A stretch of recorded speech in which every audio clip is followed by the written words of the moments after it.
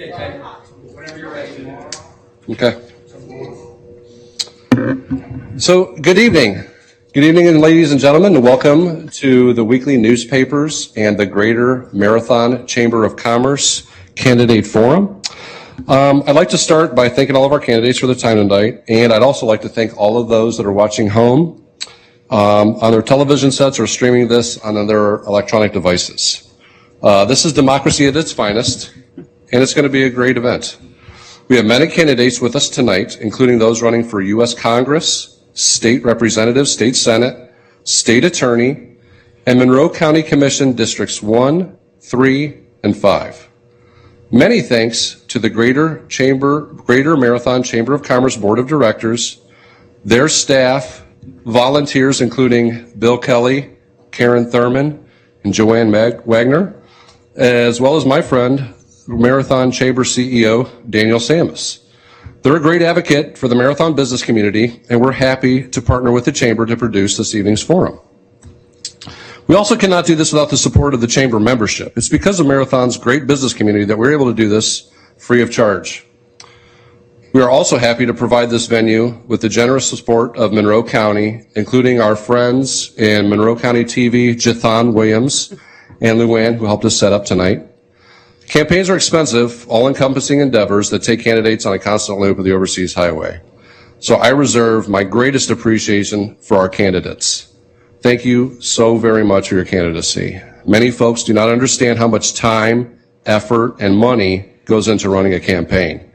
Many hours I could have spent away from your family or running your business have been diverted into campaigning. I appreciate your dedication to Monroe County and for public service, and I'd like to thank you for giving us a choice this November 3rd. We have many races to cover tonight in a short amount of time to do it, and with that said, we'll pay special attention to the clock with the understanding that each candidate will be afforded the same amount of time to speak, but we'll also give each candidate the opportunity to make their point. Tonight's format will involve 5 to 6 questions that have been prepared for each race by members of the Chamber of Commerce Community Affairs Committee. Some of the questions have been submitted, as well as the Keys Weekly newspaper editorial staff. Each candidate will have 1 minute to answer the question, with their opponent receiving an equal amount of time to respond. If a candidate is called out by name in their opponent's response, they will have 30 seconds to reply. Each race will conclude with a 1-minute closing statement by each candidate. Tonight we're going to start with County Commission, as they have another event they need to get to in Stock Island. And we're going to start with District 3, which includes our Monroe County Mayor Heather Carruthers and her challenger Eddie Martinez, who could not be with us tonight for health reasons. But since Heather made the effort to come up here and speak with us tonight, we'd certainly like to give her mic time and just ask her a few questions about Monroe County. So, Heather, if it's okay with you, I'd like to just go ahead and start asking you a couple questions. Sure, go right ahead. So, in regards to overtime, what specific... You have to start with that one. Sorry, Heather. That's the best question we could come up with. So, $1.5 million accrued in like a month. What specific part of the ordinance guiding overtime pay for Monroe County would you like to rewrite? Okay, well, first, thank you for the opportunity here, and thank you for that great question. We already have rewritten much of that ordinance. I think people need to understand that ordinance was created years ago, and it was created to make sure that after a hurricane, and specifically, employees would actually stick around and show up to work and take care of the community's business, while many of them would also be dealing with damage to their own homes. It was not created for a pandemic, and unfortunately, the way the Policies and Procedures Manual was originally written, it was automatically enacted as soon as you signed an emergency directive. That has changed. Also before that, our emergency pay plan was among the most generous in the county, not necessarily the most generous. I mean, it was really on par with some of the other municipalities and with some of the utilities. We have since rewritten that so that now, in fact, Monroe County, stop. You can go ahead and finish your sentence. So that actually now Monroe County employees have pretty much the least generous pay plan, emergency pay plan. What still needs to be changed is we need more oversight about who gets the emergency pay and under what circumstances, and that's what we're going to be revisiting this January and every January going forward. Great. Okay, thank you so much. This next one is in relation to tourism. What are some ideas on increasing the economic diversification of the Florida Keys? Like what different kinds of industries could we bring down here? Sure. It's funny, we were just having this conversation with Daniel Samus just a few minutes ago.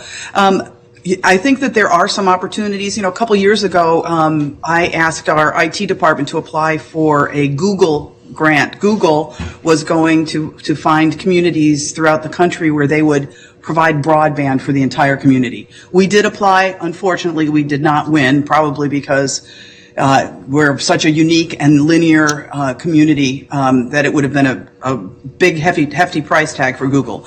But increasing our broadband availability, I think if COVID has taught us nothing, it has certainly taught us that we can continue to have business remotely. And if you have your choice about being in the snow belt and working on your computer, or being in the Keys and working on your computer, wouldn't you rather be here? That's one opportunity. The college has lots of opportunities, I think, with their marine biology, expanding that, marine engineering. We're in a coral restoration project right now. We're the only ones in the world really doing this. We're leading it. That's something else we can be doing. I think that there's lots of opportunity if we get all of our heads together in the same room and start thinking about it. Okay, excellent.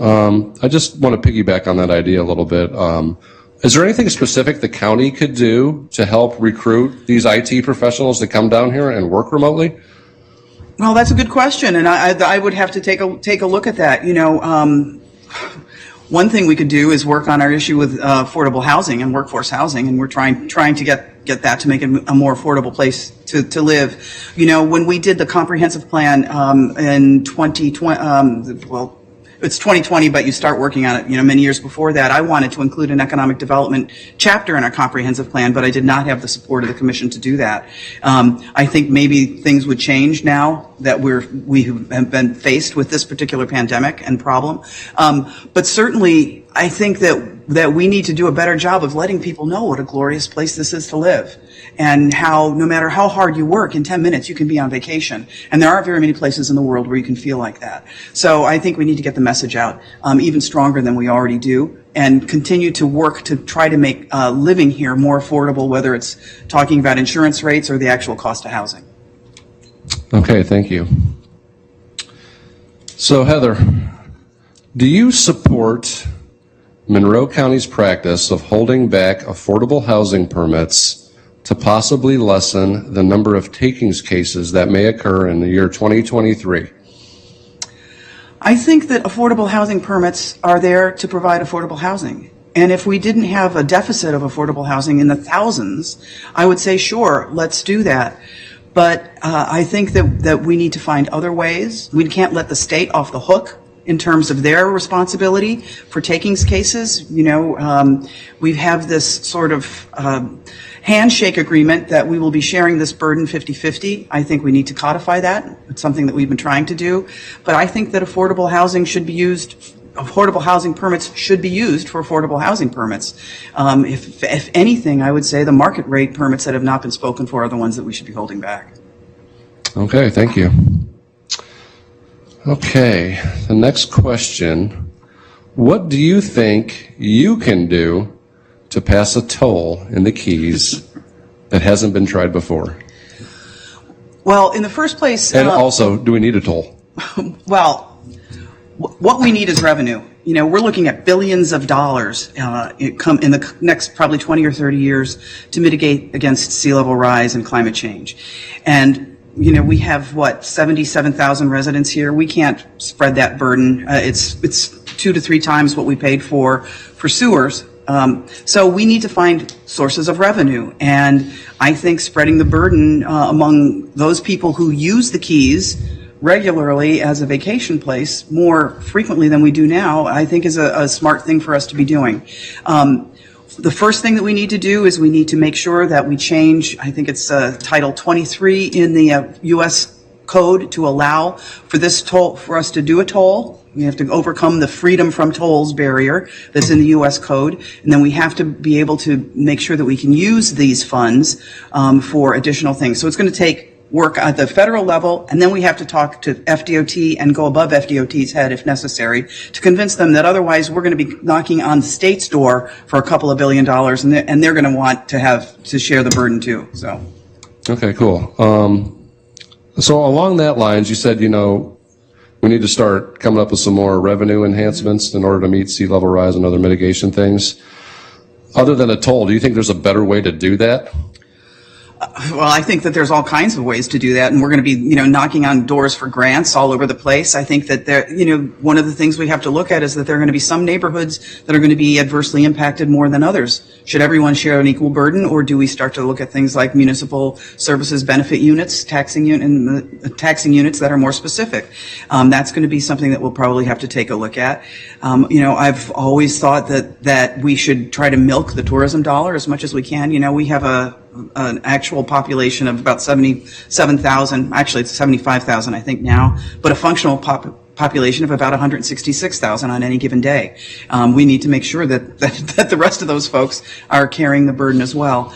And some of it's going to be assessments. So, it's probably going to be a third locally raised, a third state raised, and a third federally. So we need to find ways to help the locals be able to carry our burden.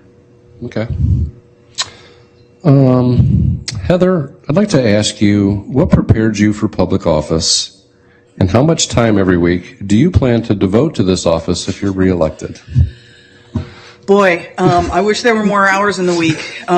What prepared me for this office originally? What I think originally prepared me for it was sitting around my kitchen table with my dad, who was a social studies teacher and a retired Navy officer. And we would have debates and discussions about politics, about policies, about society continually, so much so that my mom would have to come into the kitchen and say, "Will you guys be quiet? The neighbors are going to hear you." So I think just thinking and really looking at being willing to dig down into what's really at the core is what initially prepared me. I was on the debate team in high school too. That didn't hurt.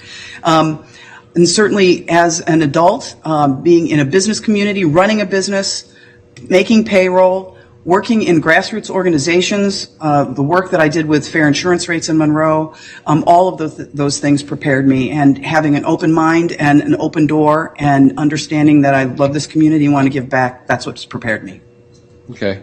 And I'm just curious, how much time every week do you spend working as a county commissioner? Well, it varies from week to week, but you should need to ask Colleen, because my spouse, because she'll probably tell you. Well, just to let these guys out, because we got some newcomers coming. So. It's especially the first couple of years, it's going to be a lot. It's going to be more than 40 hours a week, because this is a very complex community. We have very complex regulatory structures and a very complex relationship with the state and the federal government. And it's going to be more than 40 hours a week to get to really understand that. I mean, our agendas alone are, on average 3,000 pages worth of reading a month. And you really need to dig into that and understanding where to go for the answers, who to talk to. It's going to take a long time. And sometimes just answering all your emails, you could spend a day on one email sometimes. So, it's a lot of work. But it also can be extremely gratifying when somebody calls you or sends you a note and says, "What you did today or what you did last week made a real difference in my life, and thank you for it." So, it's an honor to serve the public. And I thank you for the opportunity to having done that. Thank you. This is our last and final question, and I think it's appropriate since Eddie couldn't be with us tonight. What kind of qualities of Eddie Martinez do you admire? First, his willingness to enter into the race. I mean, you have to give anybody credit who's willing to step up and deal with fundraising and deal with scrutiny. I mean, it's not easy, and not everyone in the world is kind, and so I give him a lot of credit for that. I don't know him well. I have not had any real interactions with him through firm or through any of my public service, so I can't really speak too much to that. I wish him well, and I hope he deals with this health situation as best that he can, and hopefully I'll see him at one of these in the future. Okay, great. Monroe County Mayor Heather Carruthers, those are the only questions that we have for you tonight. And I just want to thank you so much. You want to ask me? You want me to ask you a bunch of other ones? No, not at all. Okay, we can get into sports if you want. Heather, so you do have a 1 minute closing statement. Sure. So. I just want to thank everybody for putting this on. One of the things that's really terrific about this community is how engaged and how informed we are as a community. 18% of our people have already voted. I think that's astounding. I've originally ran to bring transparency and accountability and fiscal responsibility to the commission. I don't know how many of you remember what was going on 12 years ago, but I think things have changed dramatically. I've been proud to serve. We have now much more transparency. We've got public information officers, social media networks, a website you can navigate. I've taken responsibility even when it's been uncomfortable to do that for some of the county actions. And we've maintained the lowest millage rate in the state for the longest period of time, and achieved rollback in the majority of the years I've been on the board, as we have improved services and invested in our infrastructure. So I hope that you will give me the opportunity to continue this work. There's a lot more that needs to be done, especially in the next 4 critical years. And I think my understanding, my deep understanding and relationships are going to be invaluable as we go forward. So thank you very much. Thank you, Madam Mayor. We appreciate you being here, and good luck on November 3rd. Thank you. Up next will be our District 1 candidates. That's Commissioner Craig Cates, challenged by Annalise Mannix.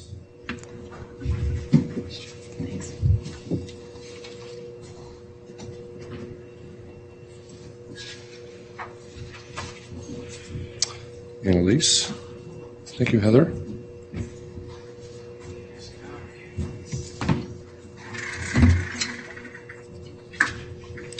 So I'd also like to everybody to know that in addition to this being streamed tonight on Comcast, AT&T, and the Monroe County websites, it's going to be broadcast again on Friday and next Tuesday at 5:30 p.m.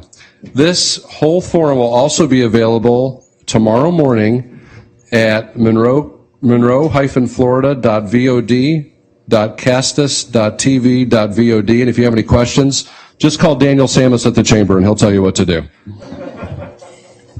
So, first of all, Commissioner Cates, thank you so much for being here. Annalise, thank you so much for attending tonight. We really appreciate you guys coming up from Key West for this. The first question, I'm going to go ahead and start with you, Craig. There's an old adage that says chaos doesn't create weakness, it just exposes it. And then it creates opportunities. Did the pandemic open any opportunities for Monroe County? Well, we have to look really hard to find the opportunities there, but I'm sure there are.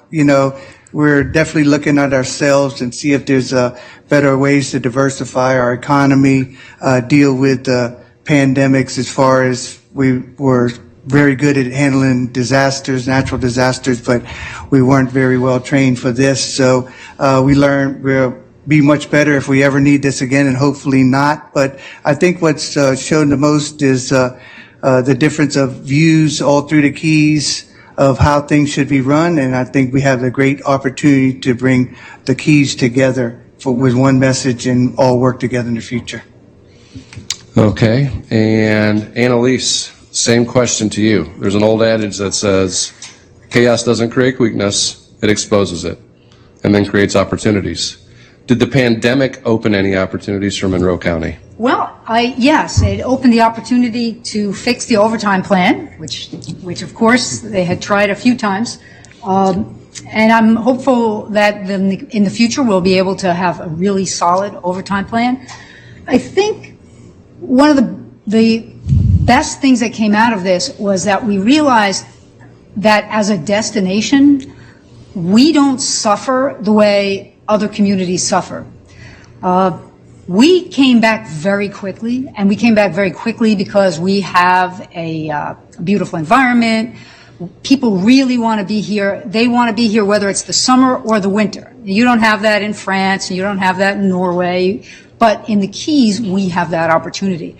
So I think we are better able to budget in the future. We're able to look at if we have future pandemics, if we future exceptional events, so to speak, we'll be better able to handle that and understand that our sales tax impacts are and what our ad valorem impacts are, and that we can recover from that relatively quickly.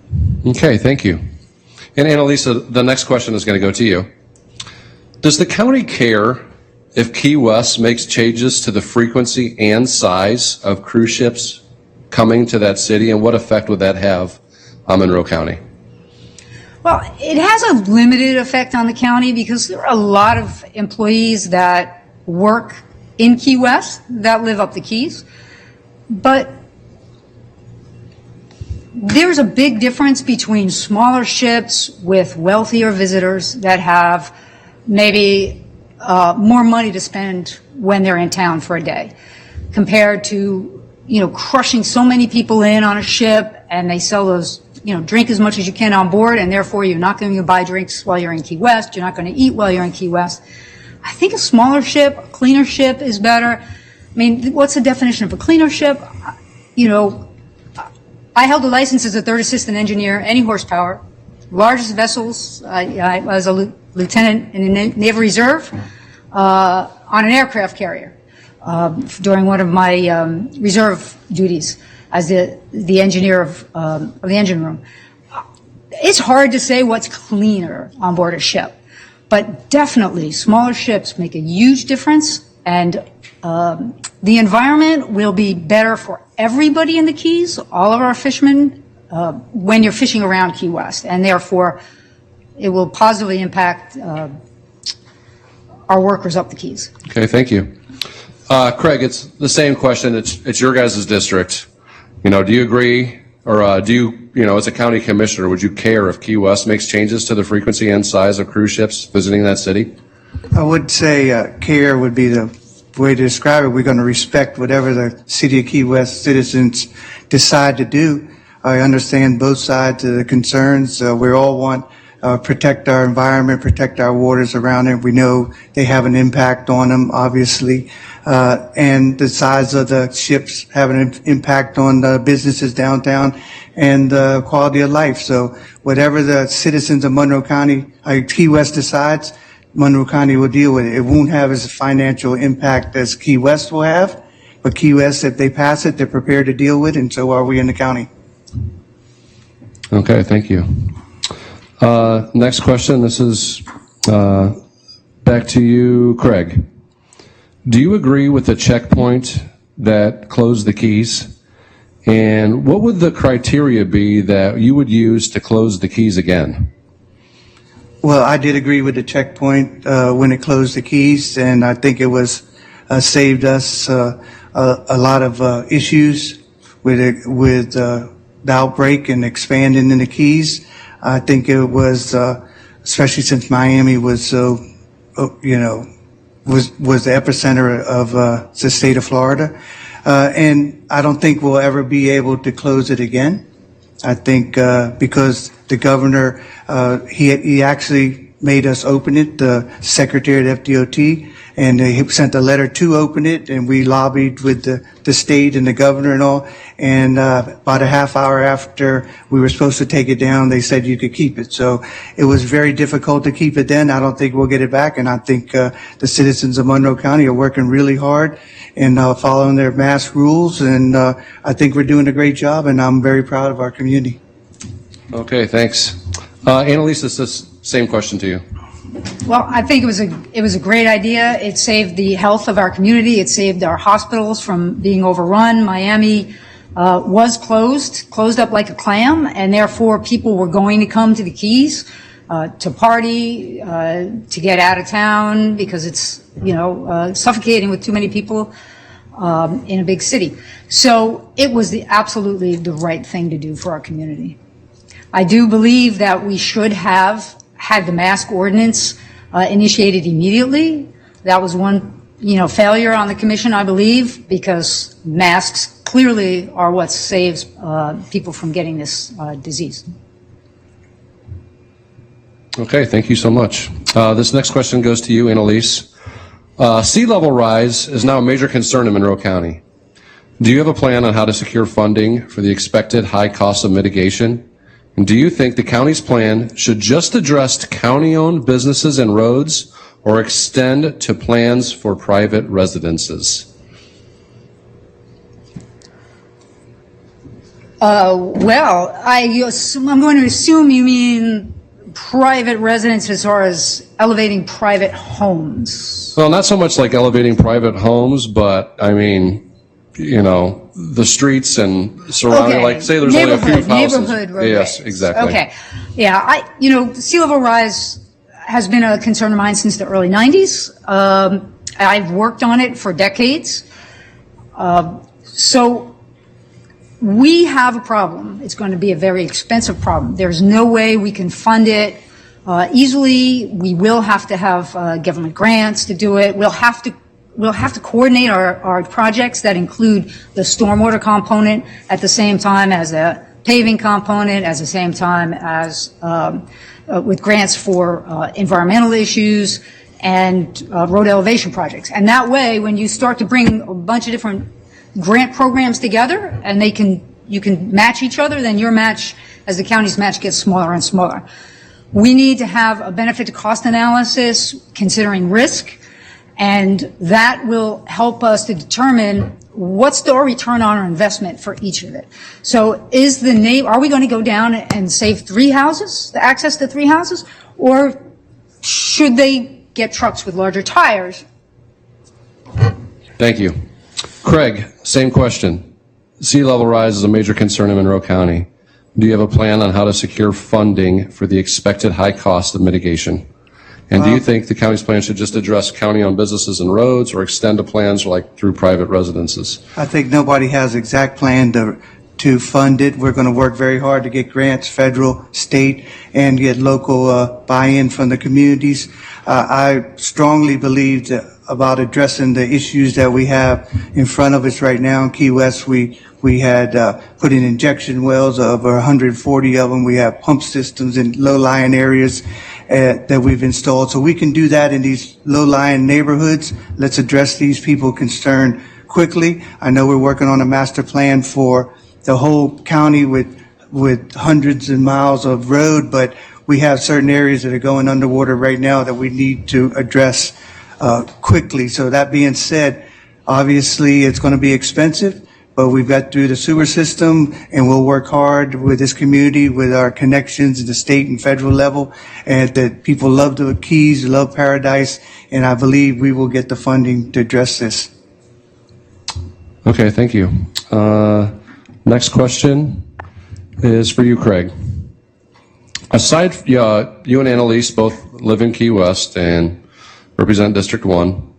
Aside from affordable housing and the environment, what is the most pressing concern in District 5 or the Upper Keys that you would like to work on in the next term? Well, with traveling up and down the Keys, speaking with people, traffic, day trippers, affecting their quality of life, coming down just for the day, not putting a lot into the economy and leaving. That seems to be a very serious issue. Traffic is a huge issue. And I'd like to say, when we had an opportunity to pass the 2019 study to realize that we do have a traffic problem in the Keys and stop commercial building, I was the only one to move forward that, and I was the only one to vote for it. They implemented a 2017 study that went back to business as usual. We can't say that we have a problem, say we want to address it, and keep kicking the can down the road. And sea level rise, flooded streets and neighborhoods. Let's address those neighborhoods and help these people get some relief. Okay. And Annalise, the same question. Obviously, you live in Key West. Aside from affordable housing and the environment, what is the most pressing concern up in District 5 or Key Largo, Alamorada area? What I've been hearing mostly is quality of life. There are a lot of people coming down, living, renting short-term rental units, creating a lot of noise. We also have the traffic impacts. So, people moved here or grew up here, and they expect to continue to have this great lifestyle that we had. and it's eroding at a pretty fast rate. And so I think that people up there are a little concerned about that. They're also concerned about, community facilities, seniors centers, the parks that we've bought, but we, haven't improved yet. So there are a lot of quality of life issues that that the Upper Keys have, and then of course the stormwater and sea level rise issues are very big. I developed the City of Key West stormwater program, including all the wells and pump assist stations, and I'd love to be able to work on that policy for the county. Okay, thank you. So this last question, we'll start with Craig, with Annalise. Annalise, this is Marathon. We all get along. We're very good friends here. So I would like to know from you, what do you admire most about your opponent? Most about what? Your opponent. My opponent? Craig. Oh, well, Craig was my mayor. Right? When I was, I guess at that time I was probably manager of environmental programs at the city. And I had just developed the four county climate compact along with the northern counties. We were working together in Tallahassee lobbying in Washington, D.C. And they were talking about 3 counties, and I reeled them in. And Craig was nice enough, he had just taken over as mayor, and to come up and speak at the 4-county compact and promote this fabulous plan that I had, worked for years on developing, and I think he did a great job. Okay, good. Craig, same question to you. What do you admire most about your opponent? Well, and she's absolutely right. I remember working with Annalise and going to that first meeting. I was very nervous, and she explained a lot of stuff to me, what was going on there, and then we end up being involved in many of the compacts after that. So I appreciate her sent me in the right direction there and helping Key West all the years that she did, and also respect the hard work that she's putting into this campaign. Annalise is working very hard, especially in a climate like we're dealing with now with Zoom meetings and not being able to be out on the street. So anybody that runs for office, I respect 100% and enjoyed campaigning with her. Okay, thank you. So we're going to move into closing statements now, and we'll start with you, Annalise. Thank you. I want to say thank you. I really appreciate Keys Weekly and the Chamber for creating this event. It's a wonderful event. I just want to say I love the Keys. I love the different communities we have on each island. Everybody's a little bit different, and they see things differently. And I think as a county, we have to honor that. I love the water and the people of the Keys, and that is why for decades I worked hard to protect the environment and the quality of life of the people of Key West and throughout the Keys. As executive director of a firm, I cared about everybody and everybody's wind insurance because many of us were going to have to move. So I want to let you know that. I want you to know that I'll be an advocate for Keys for the Keys throughout my entire career as a commissioner. I'll fight against rampant development, traffic congestion, wasteful government spending. I have always believed in limiting spending. I'll fight for escalating insurance rates and be a champion for our environment. We have a very fragile environment, and it's very important to me and very important to our community. And I believe I can add wise planning and wise I have to stop now. Thank you, Annalise. Thank you. And 1 minute and change for you, Greg. Yeah, what I can bring to this seat is experience. I was lucky enough to be appointed by the governor to fill out the 11 remaining months of Danny Cole's seat, and I was able to go to work right away. As 9 years as the mayor of Key West for 5 terms, we did $60 million worth of projects without borrowing a dollar. We saved our money. We put money away each year. We planned for the future. And so that's what I want to bring to the county. We have some serious issues coming up here in the future with sea level rise and tourism impacts on our quality of life. Let's plan for the future. Let's make a plan and work our plan. And that's what I bring: consistency, dedication, and will be your full-time commissioner because I don't have another job. And this is what I want to do for my community 110% of the time. Thank you. Great, thank you so much. Craig Cates and Annalise Mannix, candidates for Monroe County Commission, District 1. Thank you so much for being here. At this time, we'd like to call up Isla Mirada Vice Mayor Mike Forrester and Jose Prieto, but while we do that, in between each race, Daniel has been, we're practicing social distancing here at the forum. We have very few people in the audience tonight. Everybody's wearing masks. Daniel's taking the time to wipe off and disinfect every surface in between the races. Clearly, Monroe County has put plexiglass dividers between the candidates, and we also have hand sanitizer stations. So we're doing the very best we can to prevent the spread of any viruses during this important event. So without further ado, I'd like to hand it over to my friend, Chamber CEO Daniel Samus.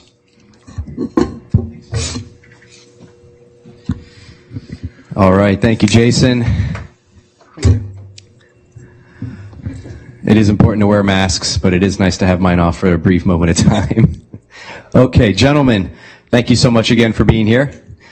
I think you're pretty aware of the format, so just keep an eye on our timekeepers as well. Okay, first question. This is going to go to Mike. You're going to lead off here. The cities of Marathon and Key West have suffered debilitating hacks on its computer systems. How high is it on your list of priorities, and do you have a contingency plan for ransomware attacks should one occur with the county?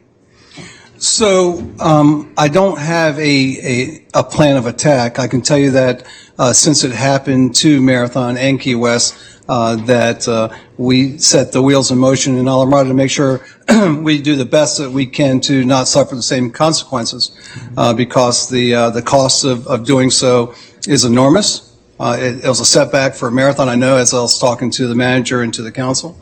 And also it delays in permitting, it delays in planning, and it grinds the wheels slower for something that's slow already. So we don't need to do that.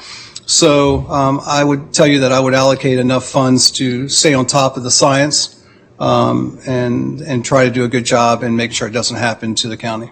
Okay. Thank you, Mike. Jose, same question. You like me to repeat it, sir? No, I'm fine. Okay. Thank you. That's the reason why you pay the city manager the $500,000 salary. That's his job. If he needs money, if he needs us to work in the budget to help him, we do, but that's his job to take care of that business for us. That's a very bad, because in those days, without the computer, it's nothing working. We need to keep our eyes on that very close. But that is the job of the city manager. Okay. Thank you, Jose. And Jose, you're going to lead off this next question, sir. And the question is, do you support Monroe County's practice of holding back affordable housing permits to possibly lessen the number of takings cases come 2023? I think we have a lot of work to do before we do that job. For example, I've been preaching all my appearances. We have thousands of thousands downstairs in closets here in the Keys. The downstairs apartments would be a very strongly and very big amount of affordable housing. We should be working with the FEMA, with the state government, with whatever we have to work, first of all, to take care of that business. And then we look at, but I'm very careful about that, because we've been seeing this allowances we're doing for the affordable housing be used for developers to make it thousands of dollars. That's not the way we want this affordable housing program to work. It's really for give people affordable housing, not to the developers of millions of dollars in their bank accounts.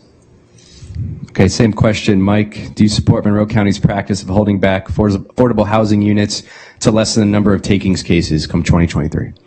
I don't. And I'm glad that the County Commission allotted those units for Stock Island at Rikers and didn't hold back on that, I don't think you should keep those in the bank when there's a need for affordable housing now.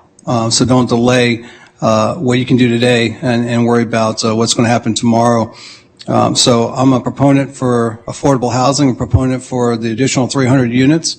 And when I say that, that doesn't mean that it has to be over density on a small lot. That means they should be infill lots and areas and let the neighborhoods decide on what's the reasonable amount of houses in their neighborhoods and not cram in 100 on a 2-acre parcel. So it's all about finding the magic in the middle as far as what's the right density for those neighborhoods. And so everybody's happy.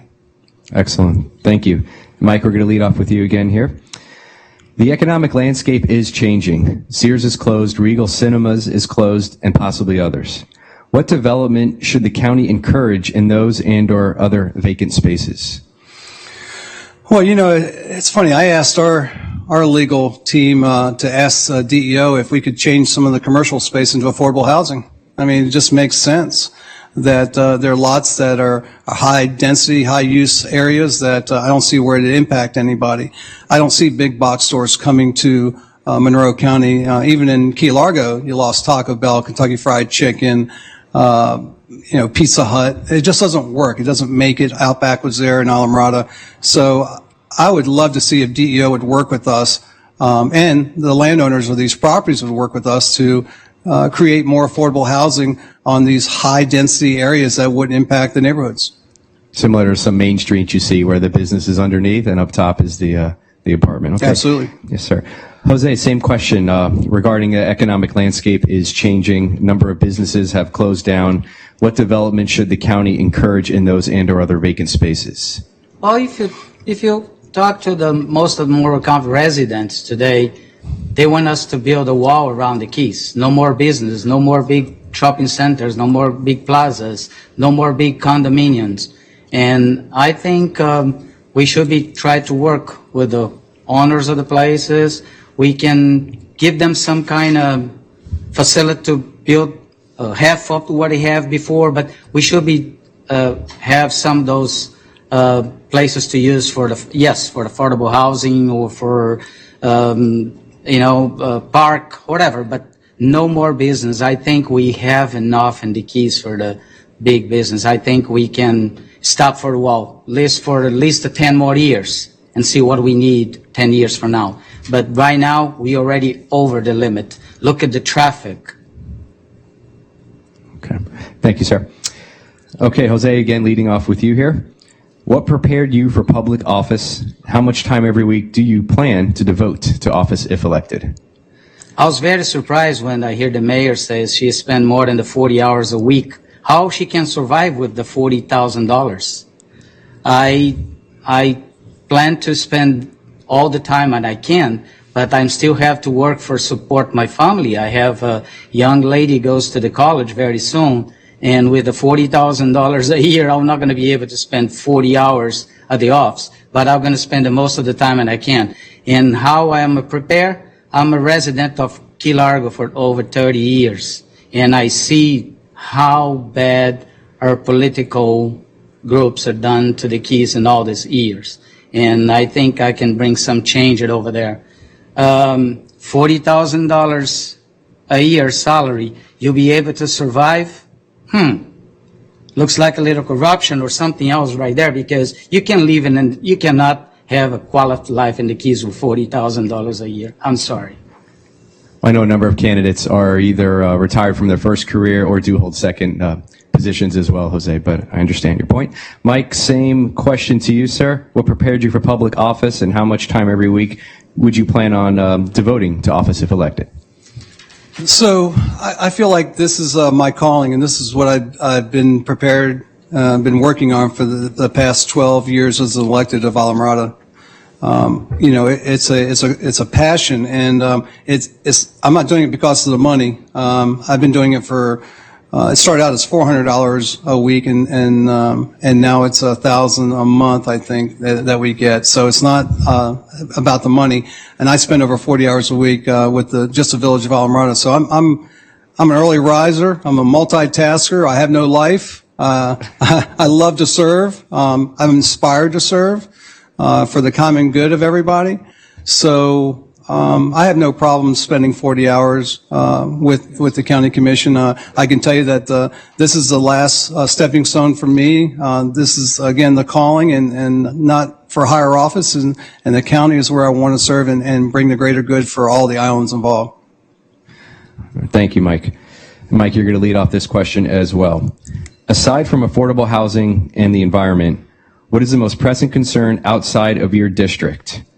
Let's say specifically Marathon. So with Marathon, from what I hear, is the density. So we have to work on traffic, on density, on affordable housing. You guys are doing a great job on affordable housing. You're making us all, the rest of us, look bad. But with that being said, that's what I hear from your constituents, is that they're worried about the density, the traffic, of what's going to happen when all those are built out. So I would work with them on a program that we adopted in Alamrod as a freebie program. I believe that it helps in the carbon footprint, reducing it, but also you basically park and ride. And that goes for people who live in the community can also use this. If you want to go to a doctor's appointment, you call freebie and it's free, and they take you there. So when you come to your hotel, you park your car, you don't get in it again. You use the freebie or something like a freebie to reduce the traffic. And I think that's something that Marathon could definitely use to enhance the traffic on their highways. Okay. And Mike, I'm going to add a follow-up. Let's give Mr. Parser an extra 30 seconds, and Jose will do the same with you, of course. Because we're the Greater Marathon Chamber of Commerce, I want to ask you on your thoughts regarding our wonderful, beautiful Marathon International Airport and any ideas you might have to further enhance, improve in the utilization of such for our airport. Well, as you know, I was a proponent to enlarge that airport. I think it's underutilized. I think it could be used for a bigger purpose if we can get another 400 feet or 40 feet or however many feet we need for a bigger airline to use that airport. It would reduce the traffic immensely. It would serve the lower keys. It serves the middle keys, the upper keys. So anything I can do to help facilitate that, not eminent domain, I can tell you that, but whatever we can do reasonably to enlarge that airport to get better carriers in there, I'm all about it. At one point, we gave money from our Alamrada to you to help with a study. That's right. Thank you, sir. Okay, Jose, same question. So aside from affordable housing in the environment, what is a pressing concern that you would that you see for our Middle Keys and Marathon? And then at the end of that, you'll have a minute, and then you could take another 30 seconds if you like regarding our Marathon Airport and any ideas you would have to further enhance the economic improvement and utilization of such. We've been talking about the density, traffic. I'm against to increase the size of the airport 100%. 40 minutes to Key West, hour and a half to Miami. If you increase that airport, how many more employees we're going to need? How many more people going to travel in the roads here? Marathon doesn't need that. I think right there, it's one of my ideas. Because the traffic comes to Marathon, that's come from north. They pass Key Largo first. I think we should have that toll over there. We're going to decrease a lot of the density we have in Marathon. And increase the size of the airport, it's no needed. I'm sorry. We want the Keys to be the way it is right now. We don't need to improve any more tourism, any more business here for us. Okay.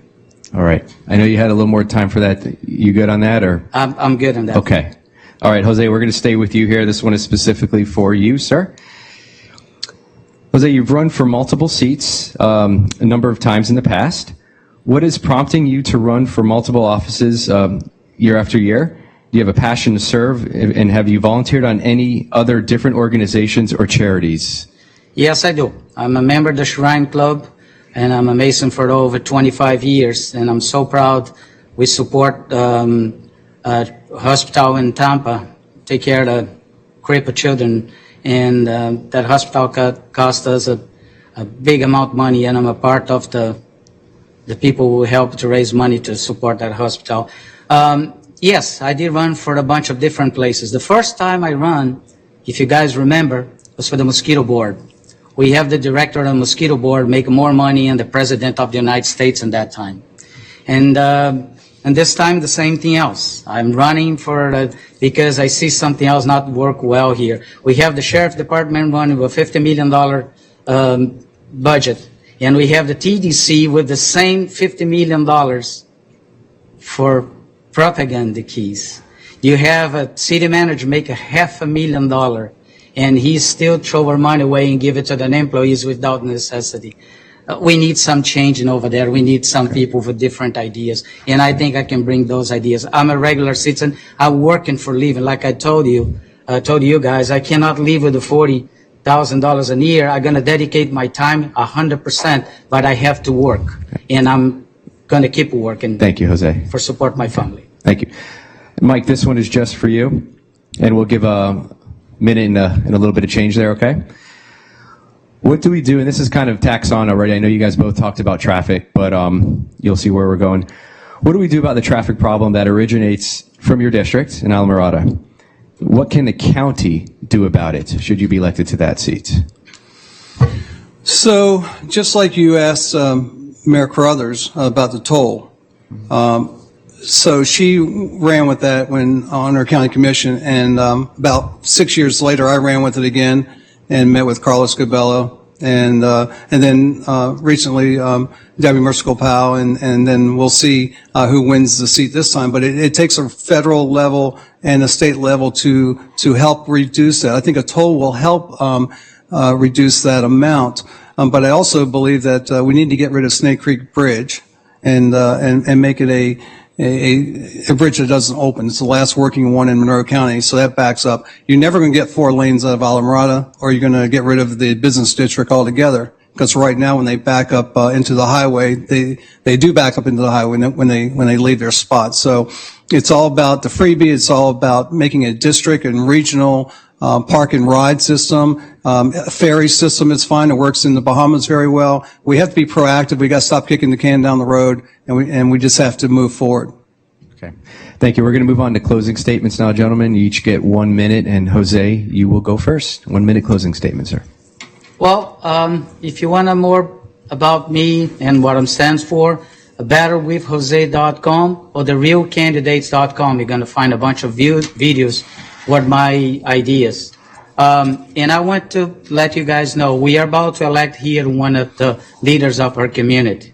And I think it's very important to look at my capacity to do the job of the county commissioner, but also you should be looking my life, how I am, how my moral, my integrity. And you got to remember, my opponent have a very nasty and ugly sexual harassment case against him.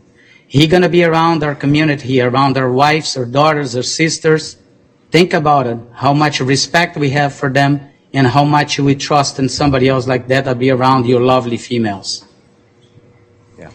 Thank Okay. you. Right. God bless you. God bless the United States of America. Thank you, Jose. Mike, you get a minute, and you're going to get 30 seconds just because you were mentioned by your opponent in that, if you choose to. Thank Sir. you.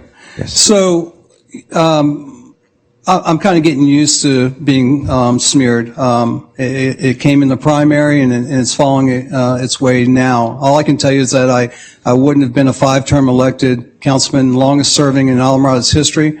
I wouldn't be on the board of United Way. I wouldn't be endorsed by PBA, Ocean Reef, Clean Water, Alamorada Charter Boat Association, Monroe County Professional Firefighters, Teamsters.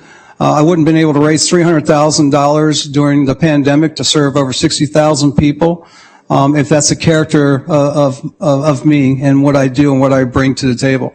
So I'm going to tell you about me. I'm a passionate server of our community. I want to bridge the gaps of our communities. I want to bring them all together. Bridges to me aren't bridges, they're arteries, and they connect us, and I think we're definitely better together. So please vote for Mike Forster, County Commission, District 5. Thank you. Thank you, gentlemen, very much. Have a great evening. Okay. All right. As Jason gets set up for the next race, which will be our state attorneys, Mr. Dennis Ward and Mr. Donald Barrett.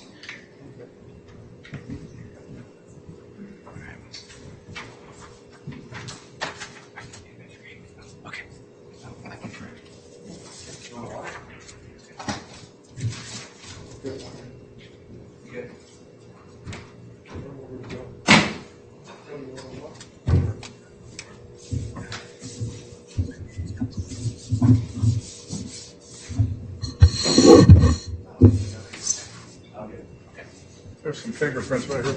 I'm coming, Dennis. Whose are they?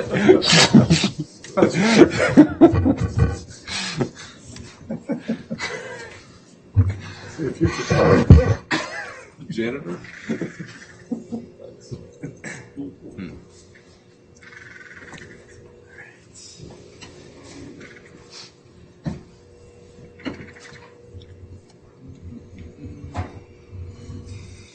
Yeah. All right, you gentlemen settled, ready to go? Sure. Okay. All right. Well, thank you again, both of you, for being here this evening. Once again, I think you guys know the formats. Minute to answer questions. It'll also be a closing statement, a minute each. And again, if either of you mention your opponent, then your opponent will get 30 seconds rebuttal. If it goes back and forth a bit, we'll have to cut it off and move on to the next question. All right. And Donald, sir, you will lead off here with this first question. Donald, last year, an attorney who you both worked with at the state attorney's office admitted to an ethics violation where she withheld evidence in a trial. How can the office avoid situations like this in the future? Thank you for the question. I think we can avoid those types of issues in several ways. First, there needs to be a culture in the office that those types of antics are not to be tolerated. There needs to be a clear message from the top that the state attorney's office is about seeking justice and not just about seeking convictions. We don't cut corners. We follow the rules. I think that there's also an aspect of training to that. If young attorneys are taught to follow ethical rules and to follow the law, the rules of procedure, and those sorts of things from day one, then that's the type of attorneys that they will become. I think that prosecutors are held to a higher standard, and that message needs to be clear on a daily basis to everyone that works prosecuting cases at the state attorney's office. Thank you very much, Donald. Dennis, sir, same question to you. And if you'd like me to repeat it, just please let me know. Happy to repeat it. Yes, the question is, last year an attorney who you both worked with at the state attorney's office admitted to an ethics violation where she withheld evidence in a trial. How can the office avoid situations like this in the future? Well, it's unfortunate that happened. That was a veteran prosecutor, and she started working in the misdemeanor section and worked her way up to where she was, and she did a very good job. And she misled the court, and she was disciplined for that. She's been suspended. I think generally the training is very good, and there's not a culture in the state attorney's office. There's some really, really good people there. And to put everybody into the same boat, it's incomprehensible. It's just that when you start saying the whole office, I mean, that's crazy, because there's good people there, and they do very, very good work, and they'll continue to do good work. I mean, we have a very good case record, and we do excellent work to keep this community safe. Okay. Thank you, sir. Sir. Okay. Dennis, you're going to lead off with this question. Okay. Dennis, in your first term, your chief assistant was Mr. Donald Barrett. What did you learn about Donald during this time he was there? And then after that, Donald, the same question will be, what did you learn about Dennis? Dennis, you're up. Well, I learned that I picked the wrong person for chief assistant. I mean, I listened to the radio this morning, and he said how he spent 10 years in being a prosecutor, and he worked his way up to be the chief assistant. Nothing can be further from the truth. I mean, he was in the Third Circuit for a couple of years. He quit, left there, came down, took a job here in 2001 with the state attorney's office, quit, took a job in 2006, quit, and quit as my chief assistant. Then he ran against Judge Jones and left town after that. So I learned a considerable amount from him when he was my chief assistant, and even the period afterwards. Okay. Same question for you, Donald. We'll be working with Dennis during his first term. What did you learn about him? Well, I learned a lot. I didn't know Mr. Ward that well when he offered me the job shortly after he was elected to be chief assistant, and I told him I was going to take a few days to think about it. And I thought about it and accepted the job. And then when I went to work there, I quickly realized that he was in over his head as state attorney.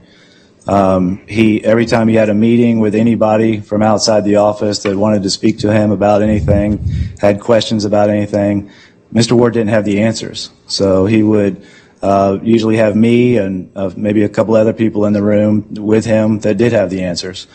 I learned that the way he interacted with the public was often inappropriate. We had a victim who came into the office who was severely injured, who wanted to speak to Mr. Ward about their case, and Mr. Ward kicked back and put his feet up on the table and his hands behind his head while speaking to this person. So I could go on with a number of examples like that, but I'm getting the time sign, so that's what I learned about Mr. Ward. Okay. Thank you, Donald. And I understand that the nature of that question was personal. I think almost forcing both of you to obviously talk about the other. So what we will do on that one, of course, is Dennis, I'll give you 30 seconds. Okay.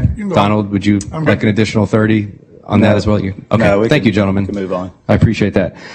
Okay. And Donald, once again, we'll lead off with you here.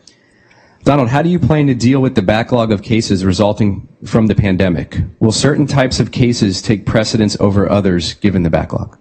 Yes.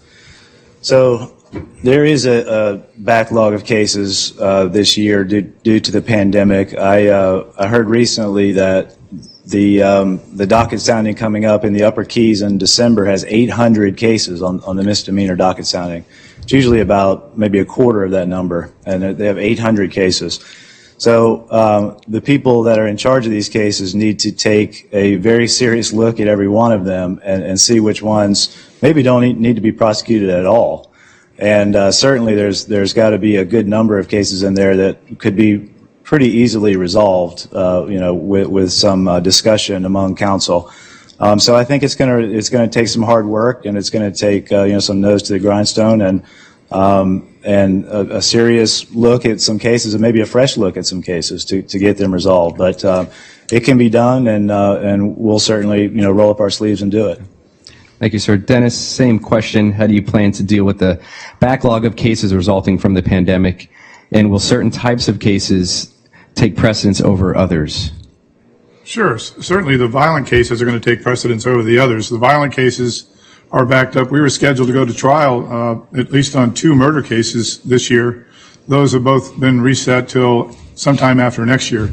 The biggest problem that we face in the judicial system in the state of Florida is being able to have jury trials. And it's important to have jury trials because you can get defense attorneys to start moving off their position of trying to stall and delay. So now, it's either you're going to trial or you're taking a plea offer. So without juries, it's going to be difficult to do anything with the backlog. Now, when the juries come in, I know that some of the circuit judges are going to start doing some murder cases and some other significant cases.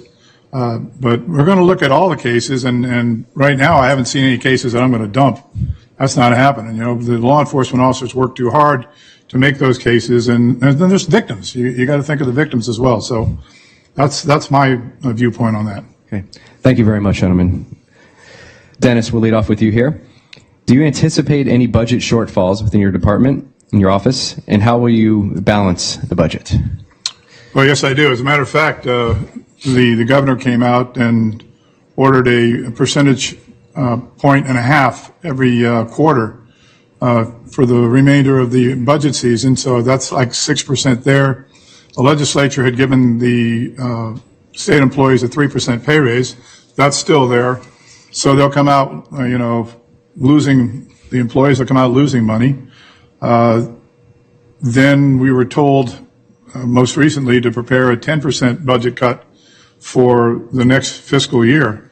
When 97% of your funding is in personnel, it makes it kind of difficult. And, with the backlog of cases, and then, you're going to get hammered with a budget cut, it's going to be difficult to get through this. Of course, during the Great Recession, I ran the state attorney's office back then, and I kind of got us through that budget. I was there, I did it, and it worked out pretty well. So we'll see what happens this time. I have the experience and the knowledge and the know-how to do that. I've done it before. Okay. Thank you, Dennis. Donald, same question regarding anticipating budget shortfalls, and if so, it sounds like it's more of a certainty, so not if so, how would you balance that budget should you be elected? Well, I have to take Mr. Ward at his word about these budget cuts and shortfalls that they're anticipating, because I'm not in the loop on that at the moment. But assuming that all that is true, I agree with him that the majority of the budget at the state attorney's office is salary. So obviously, we need to take a hard look at everyone's salary. There's probably positions that can be eliminated. I'm not saying a great deal, but there's probably some positions that can be consolidated and eliminated. And there's maybe need to take a look at everyone's salary and see if some of those salaries are out of whack with the person's experience, and more important, the person's productivity. I think people should be promoted and rewarded based on efficiency and productivity, and not necessarily on longevity. So I think that's where the hard looks are going to need to be taken. I doubt that Mr. Ward is going to cut his salary if he's reelected, and that has to take place. Okay. Yeah, Dennis, you'll get 30 seconds. As a matter of fact, I did. I spoke with my executive director, who's sitting back there, and I made a recommendation that I would cut my salary. So thank you for bringing that to light, Mr. Barrett. Okay. All right, Donald, you're going to lead off this next question, sir. What are the pros and cons of standardized blanket policy punishments, such as lobster violations?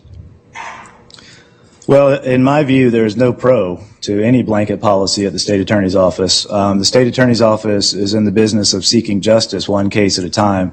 The courtroom is not run by robots. Prosecutors are not robots. Judges are not robots. And justice should be meted out one case at a time. And every case stands on its own merits. Every case has its own facts and circumstances. And a whole picture needs to be, the whole picture needs to be taken into account in these cases. So there will be no blanket policies in my state attorney's office on any type of case because they don't do justice. So I don't see any pro. And I can tell you that when courts have blanket policies about things, that's usually per se reversible error. So that's the view that the law takes in general on blanket policies when courts have them, is that they're per se reversible error. So I think they're misguided and ineffective, and it's not that these cases should not be prosecuted, and some people should probably go to jail. But to have a blanket policy in place is inappropriate and ineffective. Thank you, sir. Dennis, same question. Pros and cons of standardized blanket policy punishments, i.e. lobster violations. Well, it's my policy, and I enacted it. I grew up in South Florida, and I remember when you could go get conch and anytime you wanted to, or catch snook off a bridge in Miami, and now you can't take conch. Snook were almost depleted, and their size and bag limits were enacted, and it's working pretty good. Now we have to worry about barracuda. Now there's a bag limit on barracuda, two barracuda, and that's because they go for 99 cents a pound up in Miami. We're getting hammered. We're getting hammered by people coming down here. Mini season, pre-mini season, after mini season, out of season. It's 10 lobsters here, 8 lobsters here, and then there's a 400, there's 300, and those are very troubling to me, and it's important to me to have a policy like this, because there's 1,600 families alone that make their living off of this, off of the lobster or the commercial fishing people. So we need to protect that. That doesn't include scuba boats, snorkel boats, charter boats, backcountry people, and recreational people. Thank you. All right, thank you, gentlemen. Dennis, you're going to lead off here as well. Monroe County gave officers discretion to issue a civil citation for marijuana. Do you feel more officers should issue the civil citation or continue to issue the criminal notice to appear before your office to prosecute? Well, having been a law enforcement officer, that's in the discretion of the officer, and it's great to have that tool on your tool belt, and you can make that decision. And never has it been more used than the pandemic we're going through here today. And there's a lot of people that aren't being actually taken in because of the virus. And we really haven't seen any of them absconding. They show up for their their hearings. So I think it's good. I think it works pretty good. I know the sheriff and I put together the same type of policy for our juveniles, for nonviolent matters, that we allow them to be issued a civil citation and we deal with it. And it's very, very effective. I mean, I think there's the recidivism rate is very, very, very low. I think it works very well, and these are good programs, and I think they should be utilized more, and I think they will be in the future, just coming out of this pandemic. Okay. All right, thank you. Donald, same question regarding the county giving officers discretion to issue civil citations for marijuana. Do you feel that officers should continue that or issue criminal notice to appear before your office to prosecute?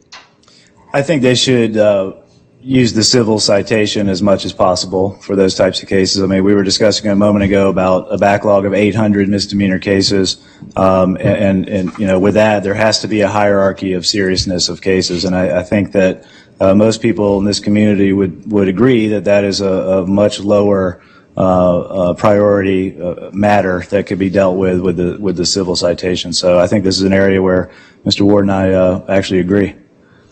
Okay. Thank you, Donald. Okay, next question, Donald, you will also lead off here. In order to combat crime, do you feel taxpayer dollars would be better spent on more law enforcement or more social services? Well, I don't know that we have to necessarily choose one or the other. I mean, there's multifaceted ways to combat crime. I don't know exactly what the sheriff's office budget is. I heard a $50 million number thrown out earlier. Sheriff's here, maybe he could help us shed some light on that. But in any case, I think that we do need more social services in this county. And I've talked to a lot of people during this campaign, and that's been something that has come up quite often from different people, from different walks of life, for different reasons. That we do need more social services, and I certainly don't disagree with that. I've been, here in the criminal justice system for about 20 years here in Monroe County, and I can certainly see the need for that. But I don't think that it means that we necessarily need to cut money for law enforcement, the sheriff's department, our law enforcement agencies. I like to think that we could find the money to fully fund both, and have a multifaceted approach to criminal justice. Thank you, Donald.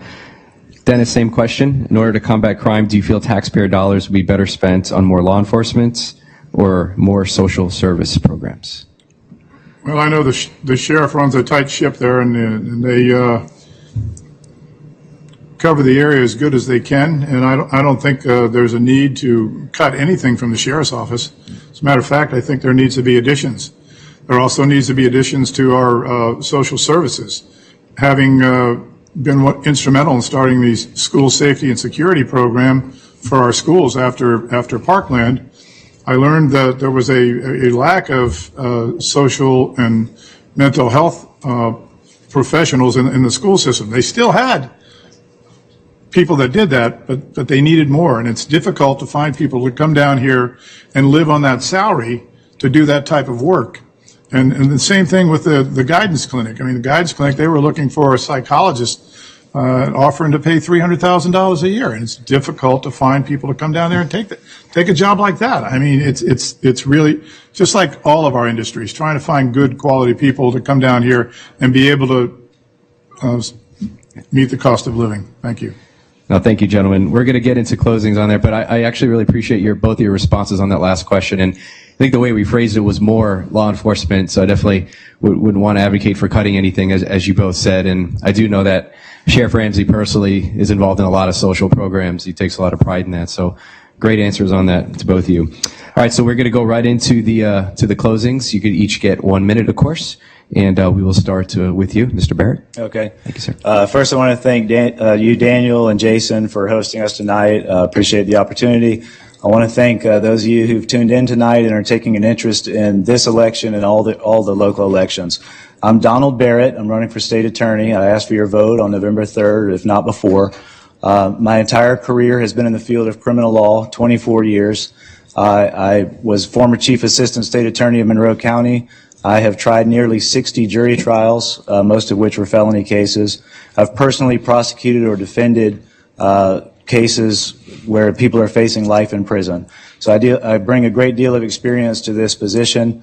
I will seek convictions that withstand appeal. I will manage the state attorney's office as well as I can. We will have a culture of professionalism and ethics and objectivity, and I will represent the citizens of Monroe County with the dignity that you deserve. I'm endorsed by the two former state attorneys, Mark Cole, a Republican, and Catherine Vogel, a Democrat. And again, I ask for your vote on November the 3rd. Thank you. Thank you, Donald. Dennis, closing statement, sir. I'm Dennis Ward, and I am the state attorney, and I run the biggest law practice in the Florida Keys. I run 3 offices. I have various department heads. My chief assistant is responsible for the prosecutors. My executive director, who's here with me tonight, is, man, what a heavy load she carried, coming in and cleaning up after the Vogel administration and Cole in there as executive director. So she's done a great job. I've got 48 years in the criminal justice system as an officer, as a prosecutor, as an assistant public defender, ran my own successful law practice. 4 years as a state attorney. Prior to this, 4 years, going on 4 years here now. I'm endorsed by the law enforcement officers of the Key West Police Department and the law enforcement officers of the Monroe County Sheriff's Office. And I treasure those endorsements because they know that we give them a good look at their cases, and their labor is not forgotten. So we try and do a good job with them, and it shows in the reduction of crime. All right. Thank you, gentlemen. Thank you, Daniel. Thank you, Jason. Yes, sir. Keys Weekly, Chamber, you guys are great. Donald, Dennis, thank you, gentlemen, both so very much for being here and taking the time. Appreciate it. Okay, next up, as Jason, I kind of spit. my trusty sidekick is cleaning up there, we're going to have our state Senate race, Mr. Javier Fernandez and Mrs. Ana Maria Rodriguez.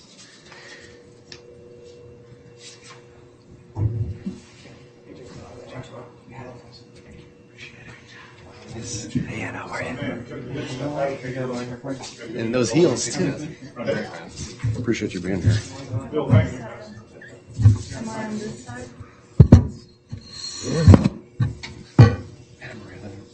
Is this what I'm supposed to do? Let me just write this. Sure.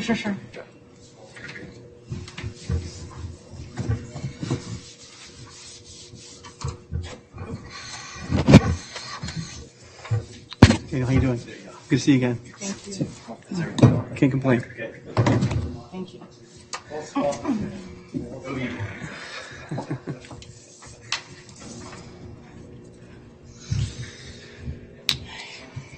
All right. Okay, for the first question, what is 896 divided by... Just kidding.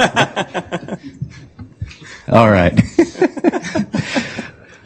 It's probably somebody who can answer that in here. I shouldn't ask that. You never know. Okay. Javier, Ana Maria, thank you again so much for being here and taking the time and coming down to our beautiful islands to talk to our residents and property owners and businesses. Same format as I think you're familiar with now, a minute for each. If one of you mentions your opponent, then your opponent will receive 30 seconds to respond. And then we'll finish with a minute closing for each. And just keep an eye on our lovely timekeepers there, which will give you a 15-second warning, and then a big red stop sign by our local electrician over there. He will not electrocute you, though, I promise. Okay. Anna, we're going to lead off with you with the first question. Both of you are what we call in the Keys from the mainland. How are you going to serve us, and who from the Florida Keys do you depend upon to explain Keys issues? Please name names. Well, again, thank you so much for inviting me to participate in this forum. It's an honor to be here this evening. Being that I am born and raised in Miami, obviously I spend a lot of time up there, but that does not preclude me from spending a lot of time down here. I currently represent the Florida House District 105, which includes a large portion of Collier County. So I do split my time between Miami, Naples, and also a piece of Broward County. My constituents know that I do spend a lot of time with them in every corner of the district. So just because I live in Miami doesn't mean I will not spend a lot of time down here. During this campaign cycle, I have been very visible. I've been at many events. I've been with many of you in small settings, large settings, and I promise you that if I become your next state senator, I will continue spending that much time, if not more, down here. Okay.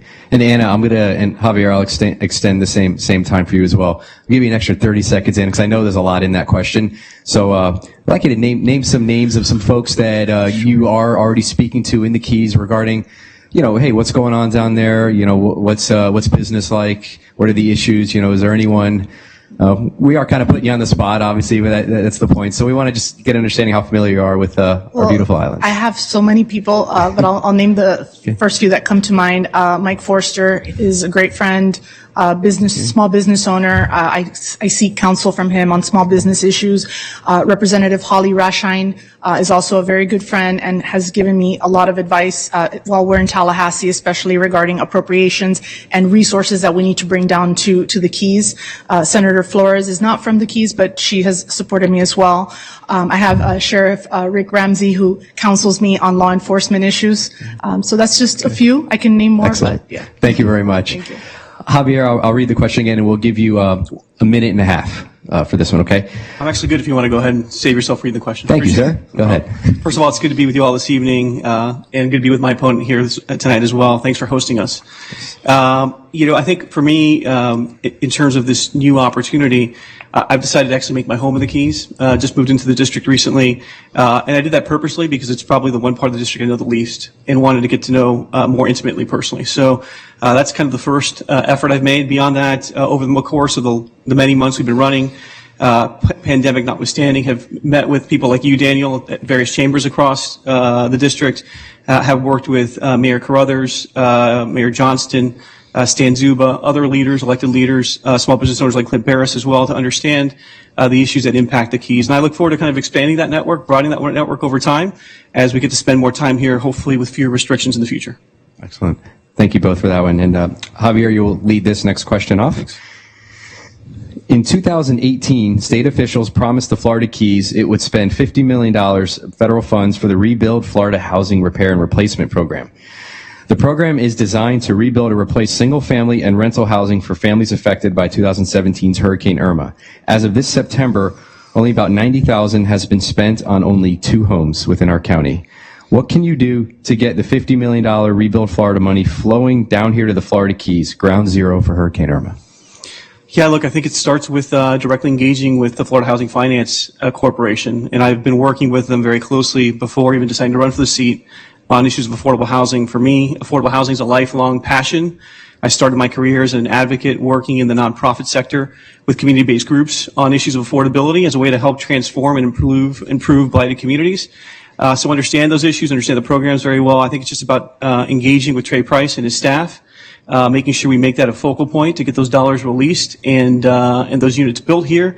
And then finding out where there are either local nonprofits or small builders here that we can work with to kind of actually accelerate the development of those units. One of the problems we have with affordable housing delivery across the state is that it's very cumbersome, very costly to access the programs. The high level of expertise. I've been trying to work on programs to kind of lower the bar to entry so that more of our small business owners can marshal smaller dollars to deliver solutions for our communities. Okay. Thank you. Anna Maria, same question to you. Would you like me to repeat it, or are you? Okay. No, it's okay.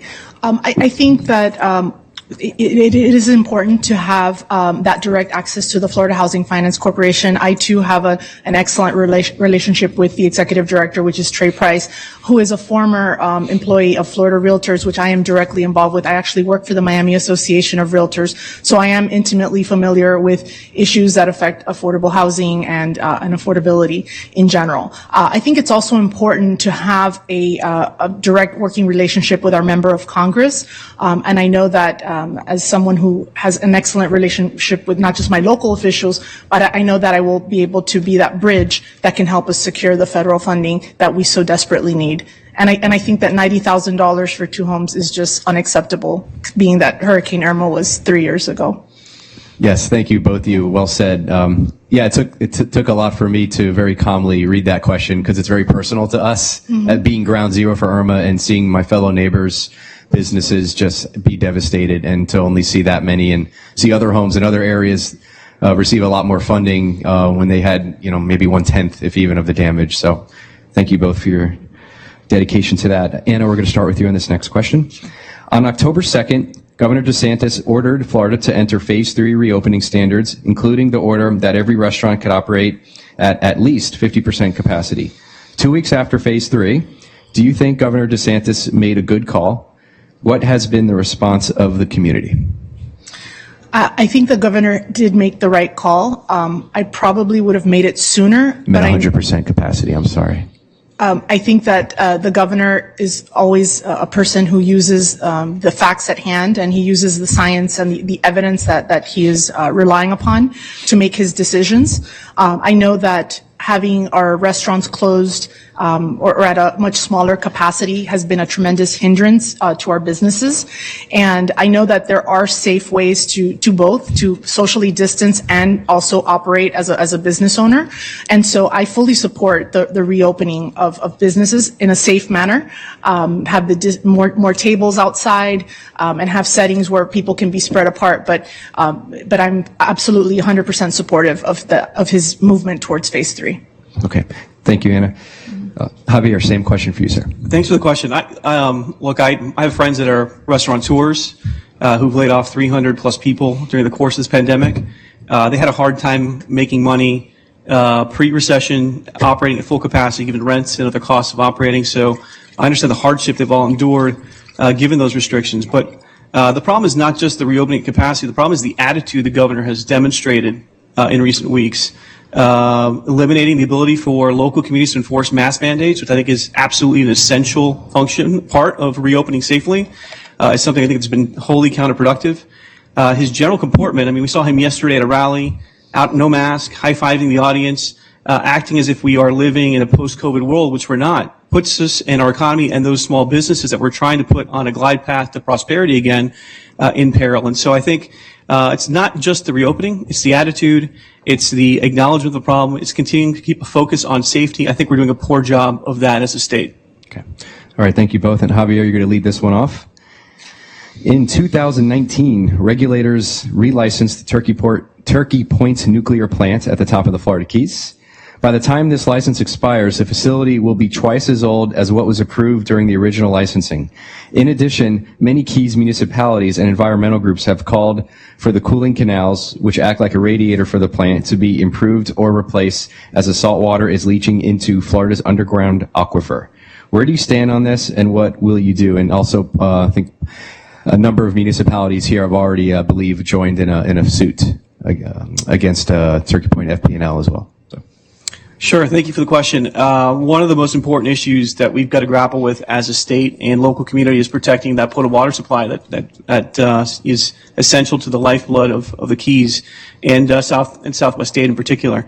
And so I've been very focused on this issue even before running for office. Been talking with the regulators. I've been also speaking with FPL directly to understand where they are against meeting their targets, because they are operating under an order issued by Durham in Miami-Dade County. Unfortunately, they're falling short of those benchmarks. We need to make sure that we work with them to accelerate them. I think every option should be on the table, including requiring them to build cooling towers. That's just a function of cost and money. I'm sure that there's a way for us to reasonably include that in the rate base in a way that does not impact the user's bill in a dramatic way ultimately, but that surely is a wise investment to safeguard our water. So I've been engaged and will continue to be engaged on that issue if I have the opportunity to serve as your state senator. Okay. Thank you, Javier. Anna Maria, same question to you. Turkey Point, cooling canals. Where do you stand? I stand where we should definitely move towards building the cooling towers. I think that that's the next logical step for FPL in the progression of that location. Now, the only issue with that is the cost involved in building cooling towers.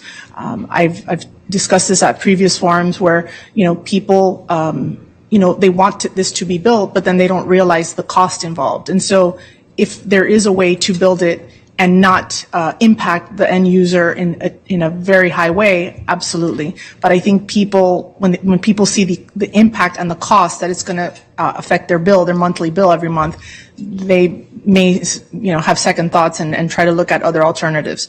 But if there's a way to build it without passing that cost down to the end user, absolutely. I think that's the direction we need to move in. Right. I haven't checked FP&L's books yet, so they're pretty big, so maybe they have a little bit of the reserves to help out with that, right?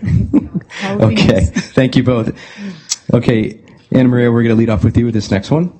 On the November ballot, Florida voters will be asked to decide on Amendment number 2, raising Florida's minimum wage. While many think that raising the minimum wage in the state is necessary and inevitable, there is a section or an indirect consequence, I should say, of the amendments that would hurt tipped workers in the hospitality industry. How will you vote, and where do you stand with this issue? Well, I'm voting no, and the reason I'm voting no is because small business owners have to, when they start their employees at a certain wage, the employees prove themselves and they build trust and they show their worth, and so that gives the employer the latitude to increase their pay and reward them as they continue to show that they're good employees, and it gives the employer more flexibility to pay them more down the road.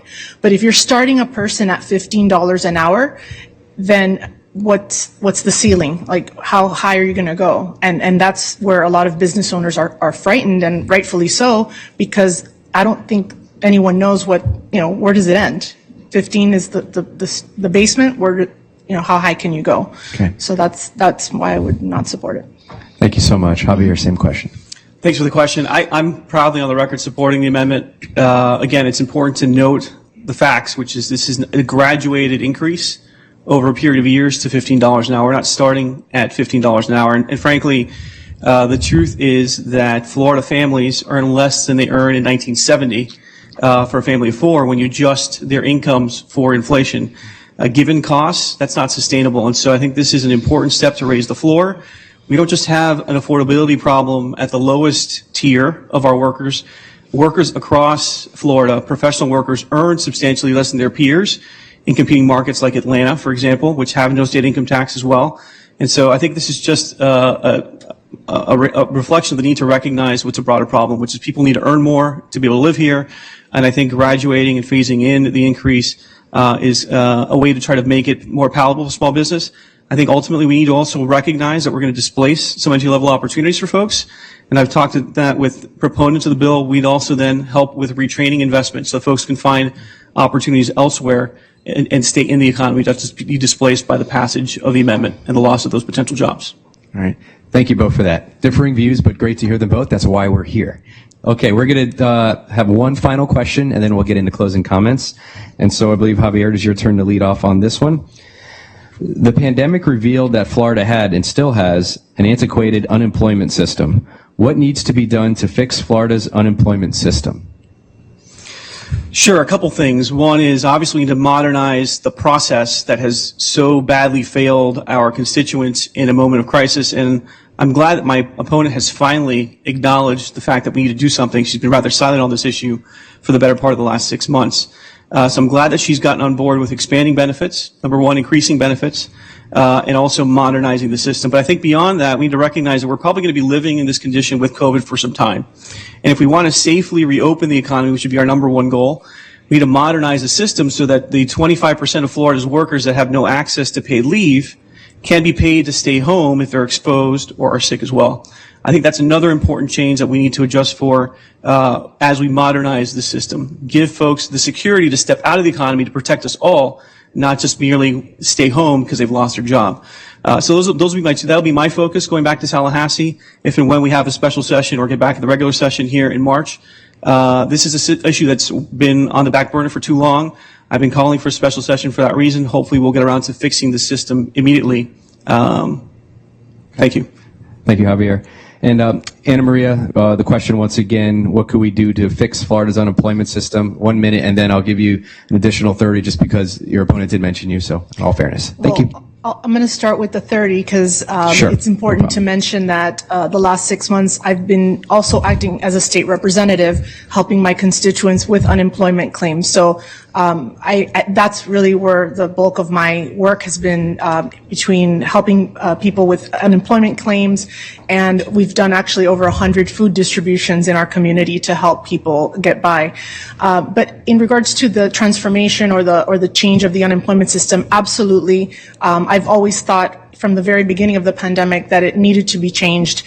It is very difficult to access. It has a lot of barriers for people to get into the system. That needs to be changed. The dollar amount per week needs to be increased. It is antiquated. It needs to be looked at, and I'm not sure what that dollar amount should be right now, but it definitely is on the low side and needs to be improved. Thank you very much. Okay, we're now going to move into closing statements, so you'll each get 1 minute. Javier? You're Thank up. you, Yes, sir. Daniel. Let me start by thanking the Chamber and Florida Keys Weekly for this opportunity, and all of you who are watching at home. Thank you for being engaged in what I think is a very critical election up and down the ballot. My name is Javier Fernandez. I'm running to be your state senator.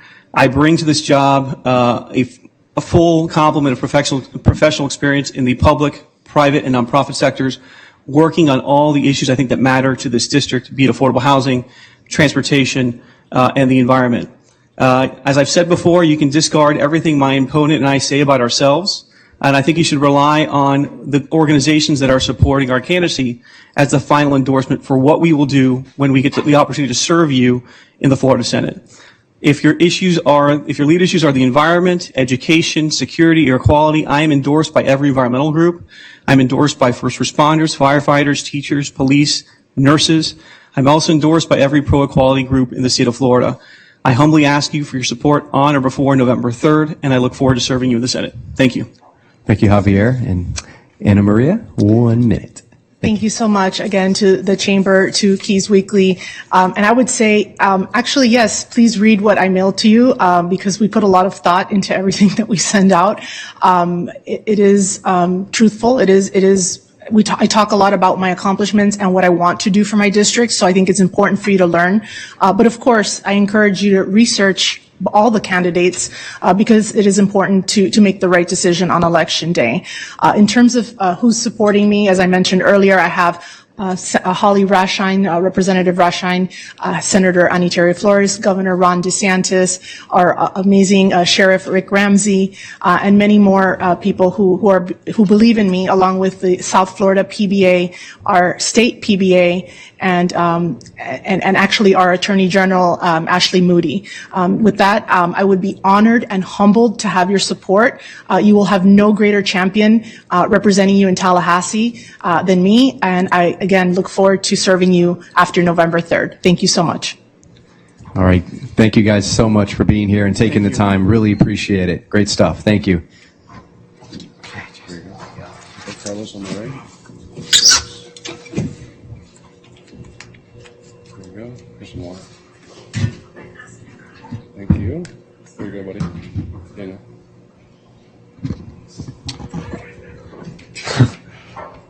Okay. As Daniel disinfects the dais, we're going to make a slight change in the program. We're going to go ahead and move on to Congress, and they will be concluded by State Rep. They both traveled a long distances to be here, so we're doing our best to accommodate them and get them back home to their families as soon as possible. So as they make their way up here, we're going to welcome Miami-Dade Mayor Carlos Jimenez, Republican candidate for Congress. We're also going to welcome our Democrat Congresswoman, Debbie Mucarsel Powell. DMP for short. I think we should have Daniel introduce me. Daniel was practicing my name last time we were here. No, Jason, I'm just kidding. Thanks a lot, Congresswoman. First of all, thank you guys so much for being here. We really appreciate it. We're doing our very best to keep everything clean and sanitized, in accordance with state guidelines. So we will just start right off with you, Congresswoman. There are a lot of similarities between Cuba and China, such as the influences of the Communist Party and human rights violations. The U.S. does a lot of trading with China. Why not Cuba? Why are we treating them so differently? Good afternoon, everyone. Thank you so much for having me. Thank you for Keys Weekly. Look, I think that's a very, very good question. there have been policies for the past 50 years that have failed, that have been followed by some of the leadership, the Republican leadership from the state of Florida. And what's happened in Cuba because of those failed policies is that they have become more emboldened. They have now penetrated South America. They have Russia as one of its main allies. And unfortunately, we have a president that has cozied up to Vladimir Putin, and that's been extremely dangerous. And we have an island 90 miles off the coast of Florida who has become one of the reasons why Venezuela and the Maduro regime have become one of the worst violators of human rights in the region. So I think that when it comes to dealing with China and Cuba, we need to have Cuban Americans sit down to look at policy issues so that we can look at it in a different way, because we've had failed policies for the past 50 years. Okay, thank you. Mayor Jimenez, would you like Yes, to repeat it? I believe that the problem with Cuba is actually the Cuban communist and socialist regime. That is no free press, no freedom of expression, no freedom of religion. I'm a Cuban American, and the problem with Cuba is the communist regime. In China, I think China is a threat to the security of the United States. I think it's a threat, a future threat to our economic, being the world's number one economic power. It's also a threat for us being the world's number one military power, and we have to start looking at China a little bit differently. You can't go to China and invest in China and not have the Chinese Communist Party be 51% of your company. Those are trade policies that we need to stop, and I think the Trump administration is actually putting the spotlight on China, rightfully so, because they are becoming the threat to the United States. And Cuba, the same thing. And Cuba has exported its revolution. We need to make sure that we put more pressure on Cuba, not less pressure on Cuba, and more pressure on Venezuela and Nicaragua to bring democracy back to the region. Okay, thank you. This next one is for you, Mr. Mayor.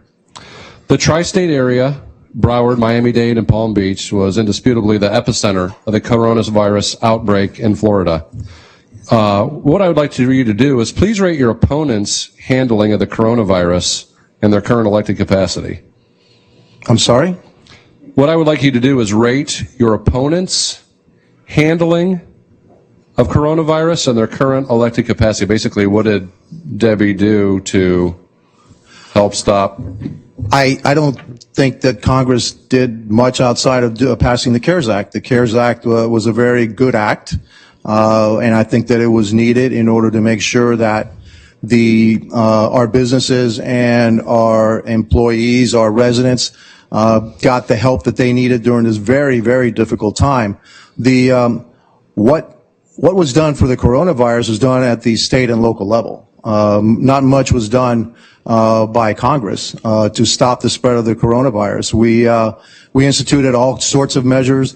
We followed the advice of our medical team, not only in Miami-Dade County, but also at the White House. We've been praised by the White House, by Dr. Birx, Dr. Fauci, for the steps that we took in Miami-Dade County to stop the spread of the coronavirus, and we have seen that we've tapped down that spread. We did a heck of a lot better than the state of New York or the city of New York City, which had over 25,000 deaths, and the state of New York over 33,000 deaths. And so, yeah, it was a difficult time, and it continues to be a difficult time in Miami-Dade, state of Florida, and across the nation. Thank you, Mr. Mayor. Congresswoman, please rate your opponent's handling the coronavirus in their current elected capacity. Well, thank you, Carlos, for recognizing that the CARES Act was a very important piece of legislation. I think that the mayor acted too slowly in taking the proper precautions to control the spread of COVID in Miami-Dade County, and that is why Miami-Dade County, unfortunately, became an epicenter for COVID-19 this summer, and it now has been rated as having the second largest number of COVID cases in the entire country at a county level. So he was very slow in closing things down, and we had a very small window of opportunity to expand testing. I'm very proud to say that because of the partnership that I have with the community health centers in my district, we were able to bring down the first drive-through testing in the district down in South Dade, and he didn't put in place a contact tracing program. So when we started to reopen, we saw a second spike, and I'm concerned that because of the lack of leadership, we're going to see another spike in COVID. But don't ask me, ask the 34 city mayors in Miami-Dade County that have all denounced his leadership during this coronavirus crisis, both Republicans and Democrats, because he was not able to actually provide the necessary funding that we sent from the federal government to the local municipalities. Okay, thank you. Mr. Mayor, you have 30 seconds to respond. Well, first, contact tracing is a duty of the state, and actually Miami-Dade County put a contact tracing app in place. We also helped fund contact tracing from the state. That wasn't really our duty, but we did that. In terms of testing, we have the most cases in the state of Florida because we do the most testing, by far. Look, in New York State, they only have 500,000 positive cases, probably because they don't test very many people. We test everybody. We have thousands of people that get tested in Miami-Dade every single day. We put a surge teams in our high positivity areas. And look, I've been praised for the way that we handle coronavirus, not just here, but around the nation. Thank you, Mr. Mayor. The next question is for you, Congresswoman. 1 week after the presidential election, the U.S. Supreme Court will hear oral arguments in the latest challenge to the Affordable Care Act. What kind of health care reforms would you support if the Supreme Court strikes down the Affordable Care Act? I've said that, the stakes of this election are higher than ever because November 10th, we are going to be looking at what the Supreme Court justices are going to do with this lawsuit to repeal the Affordable Care Act. In this district, we have close to 100,000 families that get their health care through the ACA. 300,000 people with pre-existing conditions are covered because of the ACA. Jason, we are going to take every measure possible to protect people's care. I have been talking to parents who have kids with pre-existing conditions that are terrified to lose their coverage. My opponent actually supports the repeal of the Affordable Care Act. He supports the president's intent to take away health care from 300,000 people living here in this district. We will do whatever it takes. If we need to enact it into law, then that's a step that we're going to need to take. Okay, thank you. Mr. Mayor. Yeah, my opponent mischaracterizes what I have never said that I oppose and the repeal, or that I support the repeal of Obamacare. What I've said is I have no problem with the challenge to it if it in fact is unconstitutional, and that'll be determined by the Supreme Court. If it is unconstitutional, then the fault lies with the people that passed the original law to begin with. They should not have passed an unconstitutional law, which will leave millions of people uninsured. If it is in fact repealed, or if it in fact struck down by the Supreme Court, I will do everything in my power to make sure that we make sure that pre-existing conditions are protected, and that we give the 20 million people that need Obamacare good, affordable health care. Actually, keep our promises, affordable health care that you can keep your doctor and that people can afford, because as walking around in my district, I've seen that people that used to have Obamacare are now being priced out of health care because Obamacare is way too expensive. We need to bring the cost down.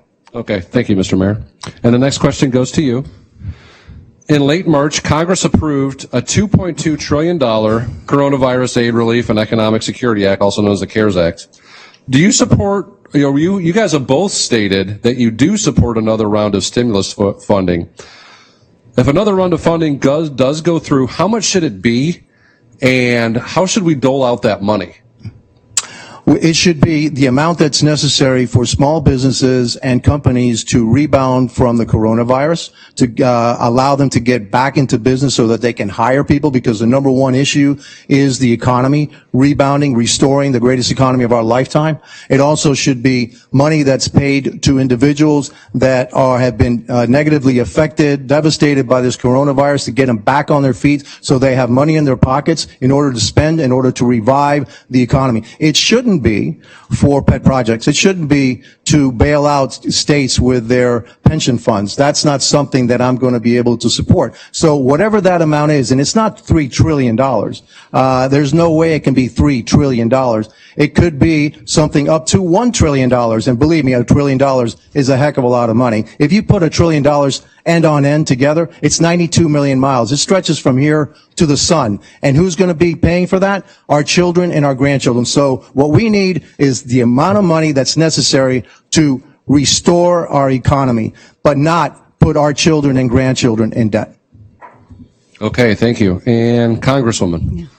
The same question? Yes, ma'am. Would you like me to repeat it? You know, it's interesting because Carlos last week said he didn't support the economic relief. Now he's saying he does support, because the majority of Americans right now are suffering. I have had multiple conversations here in Monroe County with people that are right now scared that they're facing evictions. So we need to pass an economic relief package that meets the needs of our American families. We need to include funding for schools so that they have the necessary resources to protect teachers and children as they're going back to schools. Yes, we need to include another round of PPP funds. I have been talking to small businesses about that. We need to include 501c3s, nonprofits that are doing so much work right now helping these families. We need to include another round of $1,200 payments for families. I advocated for that in the original package. We need to include an extension of unemployment benefits. We need to include SNAP benefits. And we need to include, which all the local mayors here in Monroe County, Republicans and Democrats, signed on to a letter with me asking for the Senate to pass the HEROES so that we can provide the funding to our local municipalities who have had to put those costs, pay those costs up front. Monroe County has been incredible in handling this pandemic, and they need the support of the federal government so that they can be paid for all the costs that they incurred initially. Thank you, Congresswoman. Congresswoman, I just got one follow-up I want to ask both of you. So, in 2008, Excuse me. Yes, sir. The Congresswoman said that somehow I did not support the CARES Act and I did not support another round. That's not true. Last week, what I just said right now is what I said last week. So she misrepresented my position on the issue. Okay. Just one follow-up question real quick to that. Back in 08, TARP, helped bail out the big banks and the airlines. So I'm going to ask you first, Debbie, on this next round of relief money, do you think we should be bailing out the airlines? We have faced layoffs of over 2,000 employees just locally here, the airline industry. And what we're doing is providing funding for the airline industry to keep the airline employees employed. So those funds go directly to keep those airline workers employed. So absolutely, we need to support the airline industry. We need to support small businesses. But most of those funds go directly, most of it, like 75% of it, is to keep those employees employed on payroll.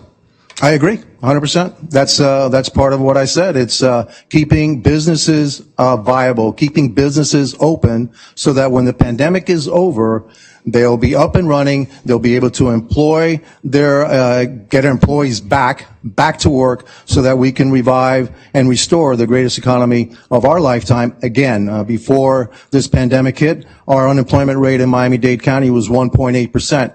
The airline industry, Miami International Airport, is the leading economic generator of Miami-Dade County, probably of this entire area. It's vital that the airlines are viable and remain operational, so that we can get those employees back on their feet and working again. Okay, thank you. This next question will go to you first, Mr. Mayor. Americans say they are tired of partisan politics, especially in Washington, D.C. What specific Democratic, Republican proposal or bill would you cross the, what specific Democrat proposal or bill would you cross the aisle to support? Who in the opposing party do you consider a friend or ally that will help you cross party lines? I've had good working relationships with our entire delegation, and so I've been known also as the mayor of Miami-Dade County. I have to work with a commission that's made up of 7 Democrats, 5 Republicans, and one independent. We've been able to get a lot of things done. We've been able to cut taxes. We've been able to incentivize our economy. We've been able to diversify our economy. We've been able to revitalize areas in Miami-Dade, such as Liberty Square. Those were all done on a bipartisan level. And then my position is nonpartisan. And so for me, it's second nature. I don't look at an R, I don't look at a D, because it really didn't matter to us, because we were all elected nonpartisan. And that's really what we need to get back to in America. It doesn't matter if it's a D, it doesn't matter if it's an R, it doesn't matter if it's an I. If it's a good idea, get behind it. Let's move forward. Unfortunately, my opponent is the 26th most partisan member of Congress, according to the Lugar report. She apparently can't cross that line. I can. Okay. Congresswoman? I've developed a lot of close relationships with Republican colleagues in Congress. Representative Brian Mast and I worked very closely together to pass the Water Resources Development Act, which would expedite Everglades restoration. Republican Francis Rooney, we've become very close. We've co-sponsored a couple of bills to protect our coral reefs that would directly protect the reefs here along the Florida Keys. And Representative Armstrong in the Judiciary Committee, a partisan committee, much more partisan than the Transportation and Infrastructure Committee, but we've talked a lot about working closely together on criminal justice reform, and that's something that we can agree on. Now, my opponent says he's nonpartisan, but he waited to announce his bid for Congress when Donald Trump was visiting Miami-Dade County, and he has enthusiastically endorsed him, and Donald Trump has enthusiastically endorsed him. And look, there's nothing wrong with that, but at least acknowledge the fact that you are following the line of the Republican Party in Washington, D.C., that you support the repeal of the Affordable Care Act, that you don't support the economic relief package as it stands today, that you do not believe that climate change exists, that you have had a failed record on protecting our environment. I have been endorsed by every single national and local environmental organization and by all the county workers, by the way, nurses, teachers, transportation workers, airline traffic controllers, because the county mayor has... Thank you, Congresswoman. Yeah, okay. Well, I just, I thought I had an extra 30 seconds there, but... Mr. Mayor, 30 seconds to respond. Yeah. First of all, I have a stellar environmental record. I have protected the urban development boundary, protected the Everglades. We are embarking on the largest public works program in Miami-Dade County history to protect our drinking water and make it resilient. I was the first mayor in the entire country to name a chief resiliency officer. Please stop putting words in my mouth. I am not in favor of repealing Obamacare. And so you continue to make that statement, and it's patently false. I have never said it, and I never will. I have no problem with Obamacare. We need to make it better. And so please stop putting words in my mouth that aren't true. It was reported in the Miami Herald. No, it was reported in the Miami Herald. I'm not making up anything. You can search it. I have a fact checker, debbieforcongress.com. Sure. Okay. Next question. In September, Governor DeSantis announced the Combating Violence, Disorder, and Looting and Law Enforcement Protection Act. Do you support this measure? Are there components missing or that need to be included? Why or why not is this legislation needed? And the question's to you, Congresswoman. Me first.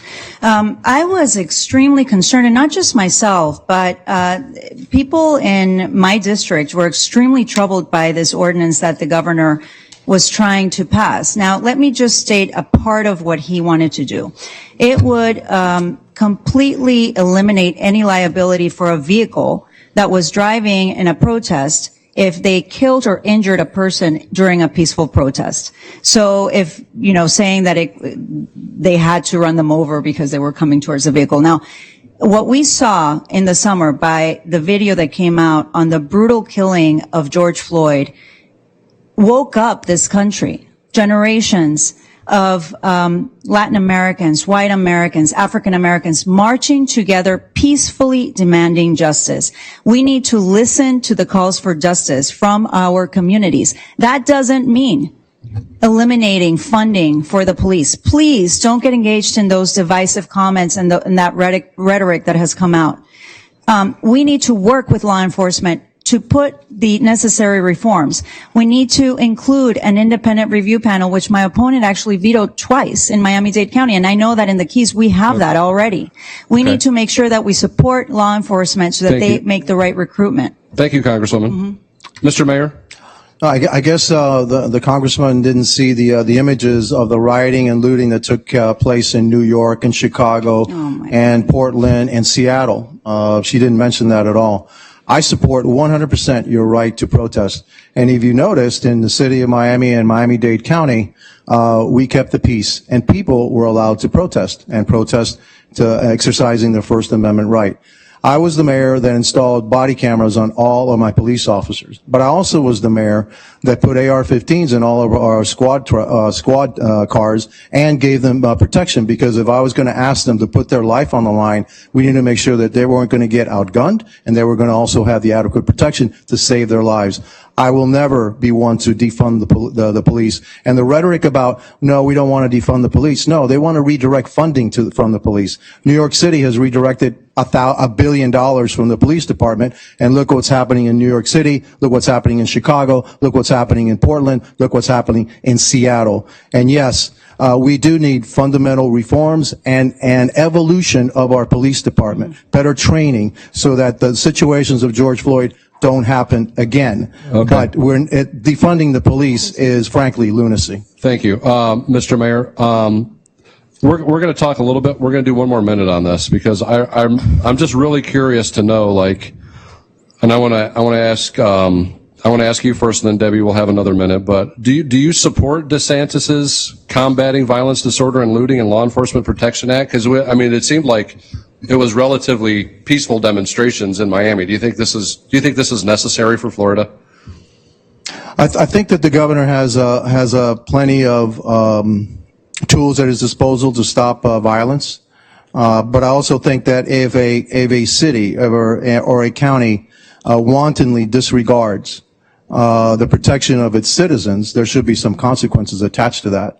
I am not quite familiar with the entire package, but a city and a county have the obligation to protect the life and property of its citizens, and should do so all the time. A city and a county also has the obligation to protect the lives of those that are peacefully protesting, and that's what should happen.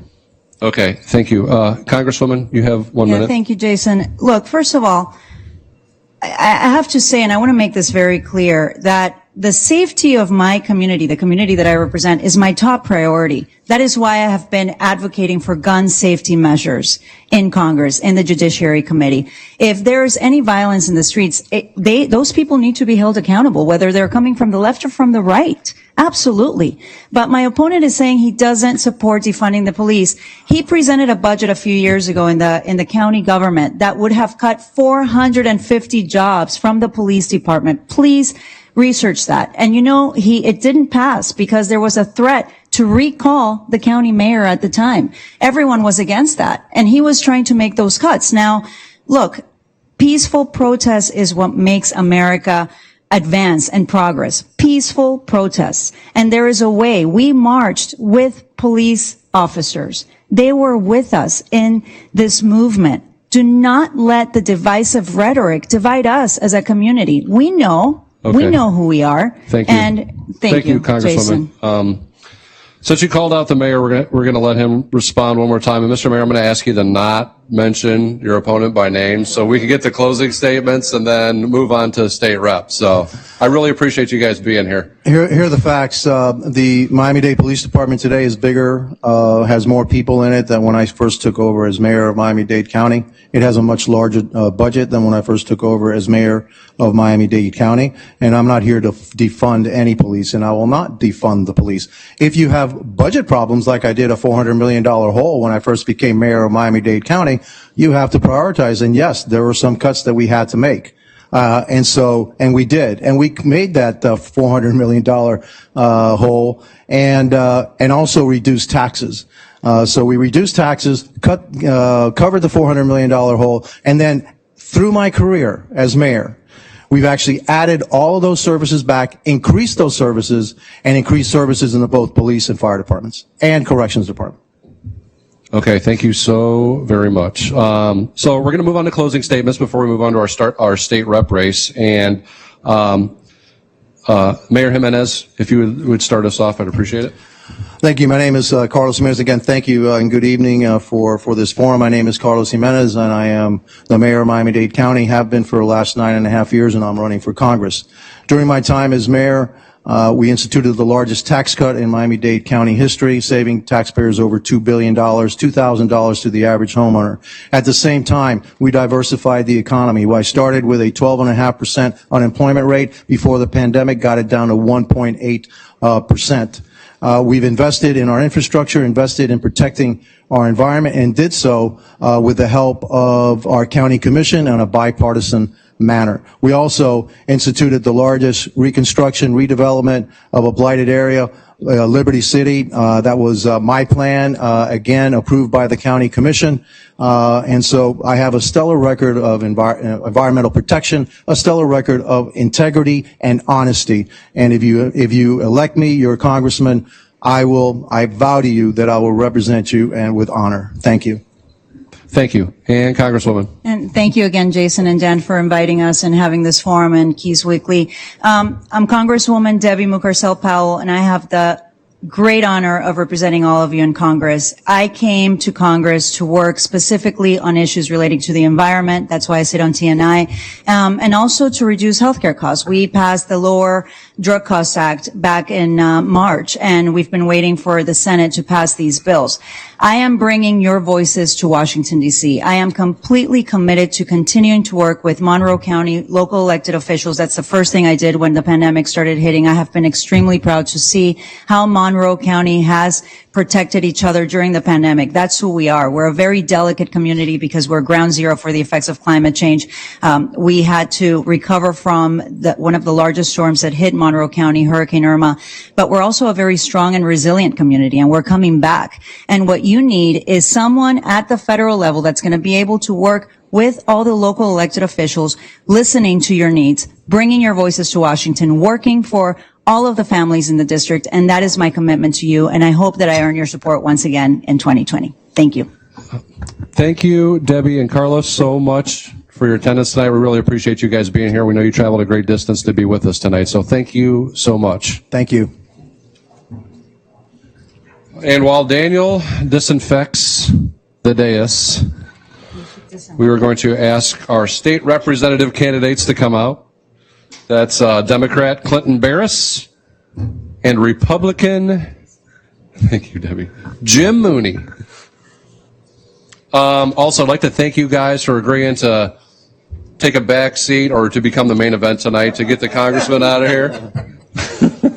I don't know, Clint. You guys are very gracious. I think we're always last. It's been a sideshow or something. I'm not sure, man.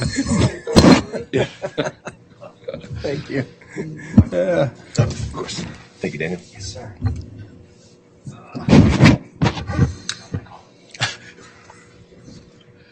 Cool. Okay, so we're just going to start right off with the questions. I'll start with you tonight, Clinton. Sure. In 2018, state officials promised the Florida Keys it would spend $50 million of federal funds for the Rebuild Florida Housing Repair and Replacement Program. The program is designed to rebuild or replace single-family and rental housing for families affected by 2017's Hurricane Irma. As of September, only $90,000 has been spent on 2 homes. What can you do to get $50 million in Rebuild Florida money flowing to the Florida Keys some 3 years after Hurricane Irma hit us? Yeah, thank you very much, Jason. I appreciate that. And it's very sad that that happens. And we see that across the state of Florida with various pockets of money in our budget. Affordable housing, the Sadowski Act, of course. Last year, they took $125 million out of the Sadowski Act, which it goes towards affordable housing projects, and they put that towards the General Revenue Fund. They took another $115 million out of that act and put it in towards Hurricane Michael relief, and only $85 million actually went into affordable housing initiatives. We've seen that virtually every year, that our state uses allocated funds for other purposes. I would agree with Senator or House Rep Javier Fernandez about working directly with these departments. But again, it really has to do with prioritizing and making sure that we leave money in these allocated funds where they're supposed to go, and then we spend those monies accordingly. Okay, thank you. And Jim? Yeah, obviously we all know that's been a complete and utter failure. I mean, it's to me, it's a tragedy. We were all right down the street not long ago after Irma, and remember that we got $90 million for you guys, and we're ready to send that money in, and we're all looking around going, sure. And we see what happened. Obviously, the Sadowski Fund has got to be spent where it belongs. It was not voted in to be spent in the general fund. It cannot continue to happen. You've got to be able to reach across the aisles and tell people in no uncertain terms that is, you're not going to tolerate it, and that we're just not going to do that anymore. Things are going to change. They have to change. Because there's a misconception that everybody in the Florida Keys is wealthy. And that's a terrible misconception, because we all know if we pulled about 100 names out of the hat, we'd be in rough shape around here as far as our gross wealth. So that misconception alone hurts us a lot, but we have got to stop spending money that's allocated for the right ideas. I mean, Sadowski Fund needs to be spent exactly for what it's for. Okay, thank you. This next question will go to you first, Jim. On October 2nd, Governor DeSantis ordered Florida to enter Phase 3 reopening standards, including the order that every bar and restaurant may now operate at 100% capacity. 2 weeks after Phase 3, do you think the governor made a good call? And what has been the sentiments you're hearing around from your constituents in regards to the reopening? Well, it's easy to be a Monday morning quarterback. Right now, you see a little bit of a rise in COVID. I don't think that's unusual, nor do I think that would be unexpected given the amount of tests that we continue to give. I think DeSantis based his call on what he considers the best science available. That said, we do know for sure that death rates are declining, and I think that's the most important thing. And of course, we know initially that this whole thing was about keeping the hospitals viable and working. As far as what I hear about around the area, I think the average business person is very happy that we're at right now. But obviously, I'm very proud of our communities from stem to stern as to where we are with the mask. I still believe that masks are very important. I think that we deserve to do that for each other. This is not about me or you, it's about us. And so with that said, I think that given the facts that he has, based on the declining numbers of deaths, we should be in good shape. But be prepared in the event things happen, that things can turn around very quickly. Okay, thank you. And Clinton, same question. Yeah, thank you. I do not believe that decision was based on any sort of science. I think that, unfortunately, Governor DeSantis is a Trump puppet. And if we just look at what Trump was doing yesterday at his rally in Sanford, there was no social distancing, no mask. Governor DeSantis runs down the aisle, high-fiving everybody, and then wipes off his nose. So apparently, he's not paying attention to the science either. The same thing can be held true with our sea level rise and climate emergency that we're having, that there is just a complete science denial, unfortunately, from the Republican Party. People will die because of this decision. It is reckless, and frankly, I think that there should be some accountability when our leaders give the public false information that would put them in harm's way. Okay, thank you. So, Clinton, you'll get the next question.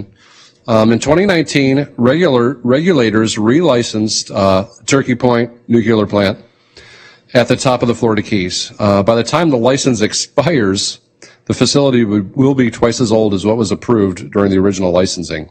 In addition, many municipalities and environmental groups have called for the cooling canals, which act like a radiator for the plant, to be improved or replaced, as salt water seems to be leaching into Florida's underground aquifer. How do you stand on this? Thank you. I do not agree with the extension of the pollution permit or their operational permit. By the time that permit expires, Turkey Point will be underwater. We've known for many, many years that the cooling canals have been leaching high saline water, and FPL has failed repeatedly to address the EPA concerns to mitigate this issue. And so they this rubber stamp another approval. Obviously, we need energy, but I think that considering our future, and the extension of the duration of that permit, that it's probably wiser for us to look at creating other sources of energy, for instance, renewable energy, which is what I plan to do. I have a 4-point plan to get our state addressing the climate emergency and moving us to 100% renewable energy by 2050. We have to have a goal. We just can't keep floundering around imagining and pretending that we don't have a problem, which is exactly what's been happening here for decades. Okay, thank you. And same question to you, Jim. You want me to repeat it? Please. Okay. In 2019, regulators relicensed the Turkey Point nuclear plant at the top of the Florida Keys. By the time this license expires, the facility will be twice as old as what was approved during the original licensing.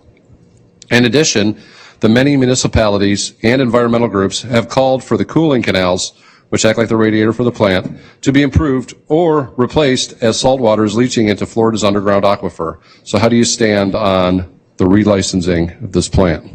Well, the relicensing, obviously, that's a little bit above where we sit here as state representatives. That's obviously at the federal level. But more importantly, I think we all recognize that the hypersaline situation that's occurring in those cooling canals and leach into our aquifer is of major importance to South Florida and this entire district. Alamorada, along with the other municipalities in the county, signed off on stopping this nonsense. I think we have to continue to push forward for the cooling towers. I think it has to be done. I will commend Dade County for working with Florida Power and Light to use their stormwater runoff, which has really been dumped into the oceans for years since I was a child. At least trying to do something while they continue to figure out how to pay for these towers. And much like the state Senate candidate said, that's something that has to be borne on the cost of the end user, and that's going to be something that we really have to pay attention to. But we have to make sure that our aquifer is protected. It's all about our environment. We don't exist without water. Okay. Thank you, Jim. Jim, you get first shot at this next question. On the November ballot, Florida voters will be asked to decide on Amendment 2, raising Florida's minimum wage. While many think that raising the minimum wage in the state is necessary or inevitable, there is a section of the amendment that would hurt tipped workers in the hospitality industry. How will you vote on Amendment 2? Well, it's a tough one. The keys are a little bit different when it comes to where we start people off in salaries. That said, the questions about Amendment 2, I think I'd have to vote against Amendment 2. As a former grocery store owner, I can tell you that only one of two things are going to happen. Your eggs are going to be $7 a dozen, or you're going to end up having half as many employees, and you're going to end up more unemployment. And I think that's the double-edged sword that exists here with this particular issue. I wish I know that Javier mentioned the step. It is a step program, and there's nothing wrong with that. Should we probably raise our minimum wage? Probably should. Probably should pay attention. It's tough. We all know nobody makes enough money. We all know everybody works two jobs around here. We all get that. But at the end of the day, if you're a small business owner, again, one of two things are going to happen. You're going to end up getting rid of employees. You're going to have less service to your customers with less employees, and at the end of the day, your cost of goods is going to go through the roof. Okay. Clinton, how do you feel about it? Amendment 2, how are you voting? Yeah, I fully support it. So right now, Florida's minimum wage is $8.56 an hour, and if you work 40 hours a week, 52 weeks a year, that's under $18,000 a year before taxes. You can't live anywhere in the state of Florida for $18,000 a year before taxes. At $15 an hour, 40 hours a week, 52 weeks a year, that comes out to a little over $30,000. So that's a little bit more like it. But here in Monroe County is the most expensive district in the state, county in the state, and then Miami-Dade is the second most. And I believe that these numbers are a little lower. They assume that a two-bedroom apartment here in the Florida Keys would be $1,750, so less than $1,800 a month. I'm sorry, I can't find a two-bedroom apartment for that. But assuming that were the case, you would need to have an annual salary of close to $80,000 to be able to afford that at a 30% housing expense of your income. So, in all honesty, if you just look at business over the years, they're going to want to pay as little as they possibly can. And so we really need to start putting the focus on the people of our state. Okay, thank you. This next question will start with you, Clinton. So the protests in Florida compared to the rest of the country have been relatively peaceful. But in September, the governor announced the Combating Violence, Disorder, and Looting and Law Enforcement Protection Act. Do you support this act?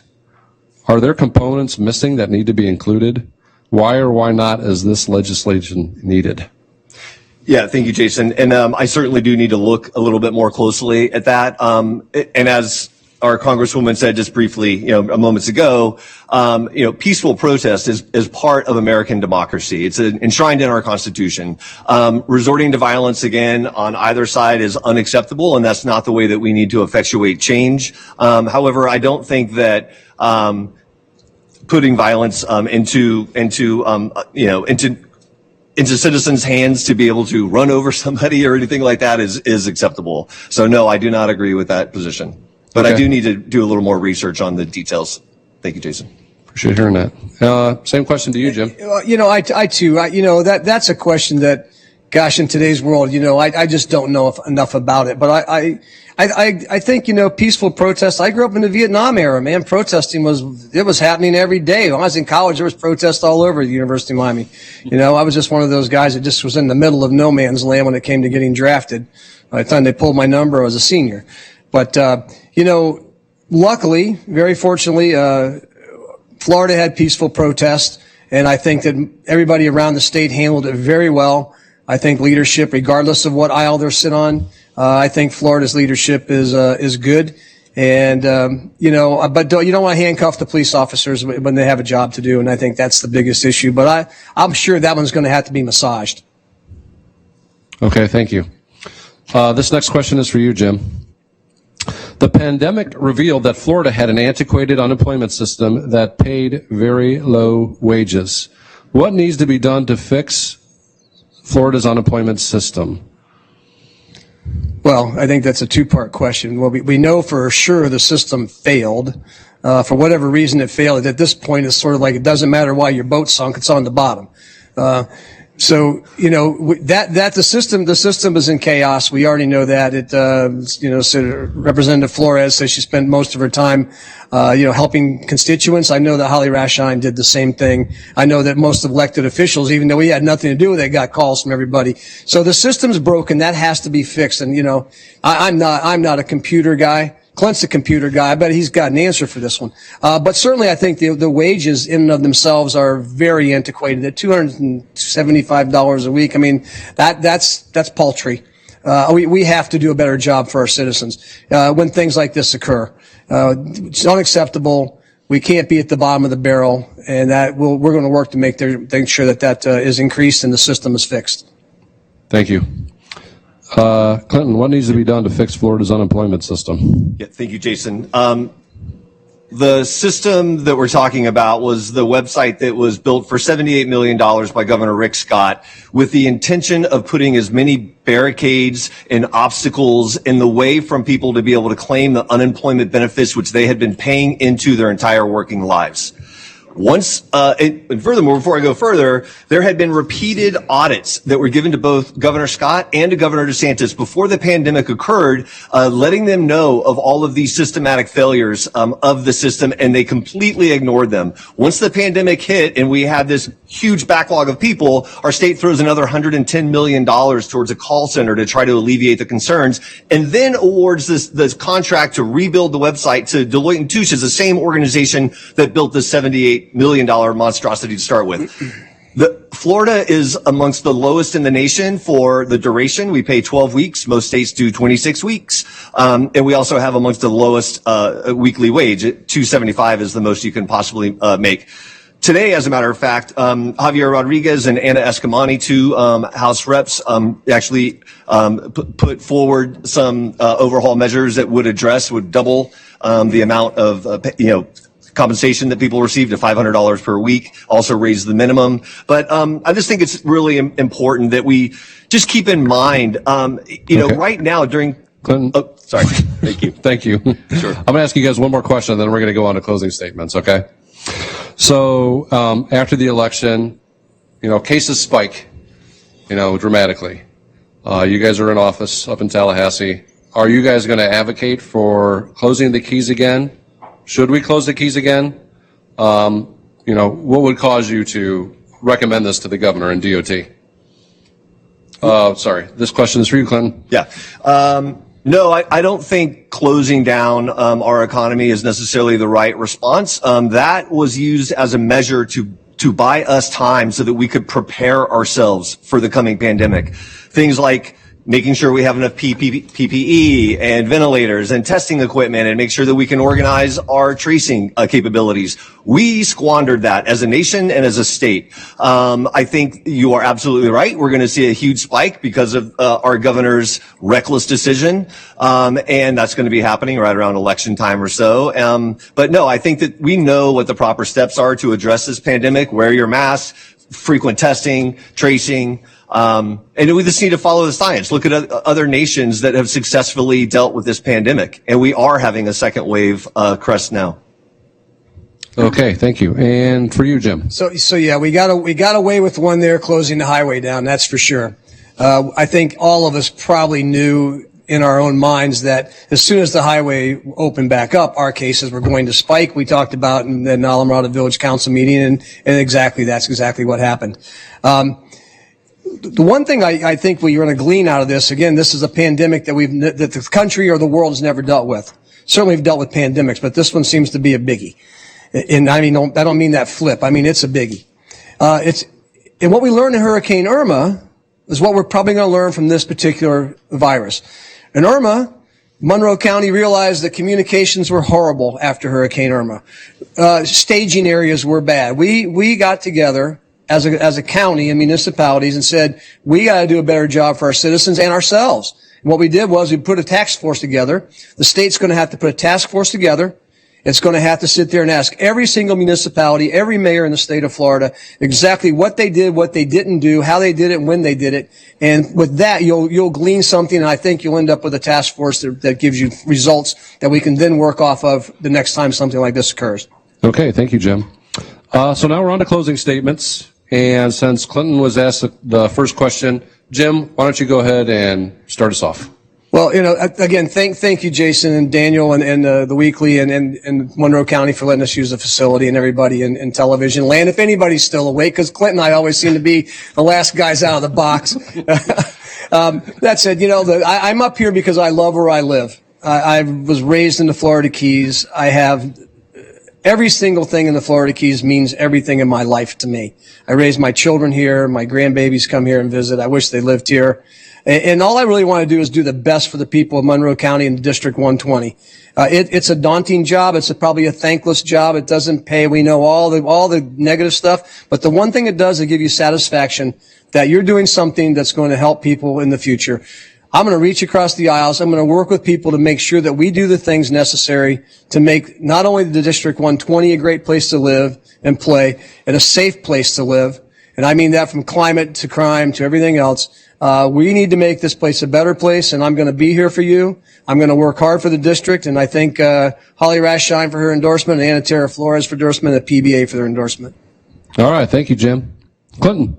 Thank you. Well, sadly, the pandemic is only the most recent and visual crisis that our Republican leadership in Tallahassee has failed to address. Climate change and our climate emergency and sea level rise is still the greatest threat facing our district, and there has been absolutely no action taken over the last decade.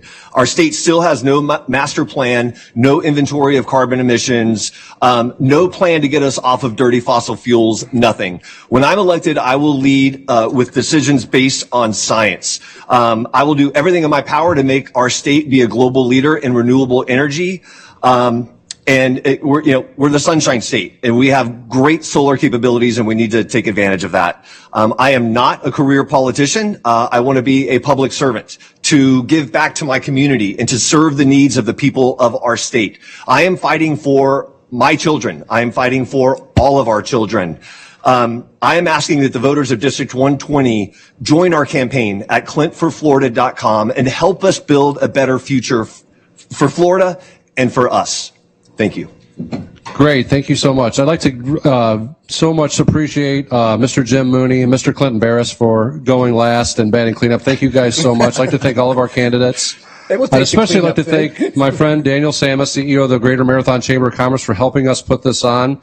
I'd like to thank our volunteers, Bill Kelly with Kelly Electric, Karen Thurman with Hyatt Ferro Blanco and Spotswood Companies, Joanne Wagner with First State Bank of the Florida Keys. Again, my name is Jason Kohler. I'm the publisher of the Keys Weekly newspapers, and we're going to be doing all sorts of election coverage right up until November 3rd. So please get informed, get educated, and get out and vote. Thank you. Good job. Yeah, likewise.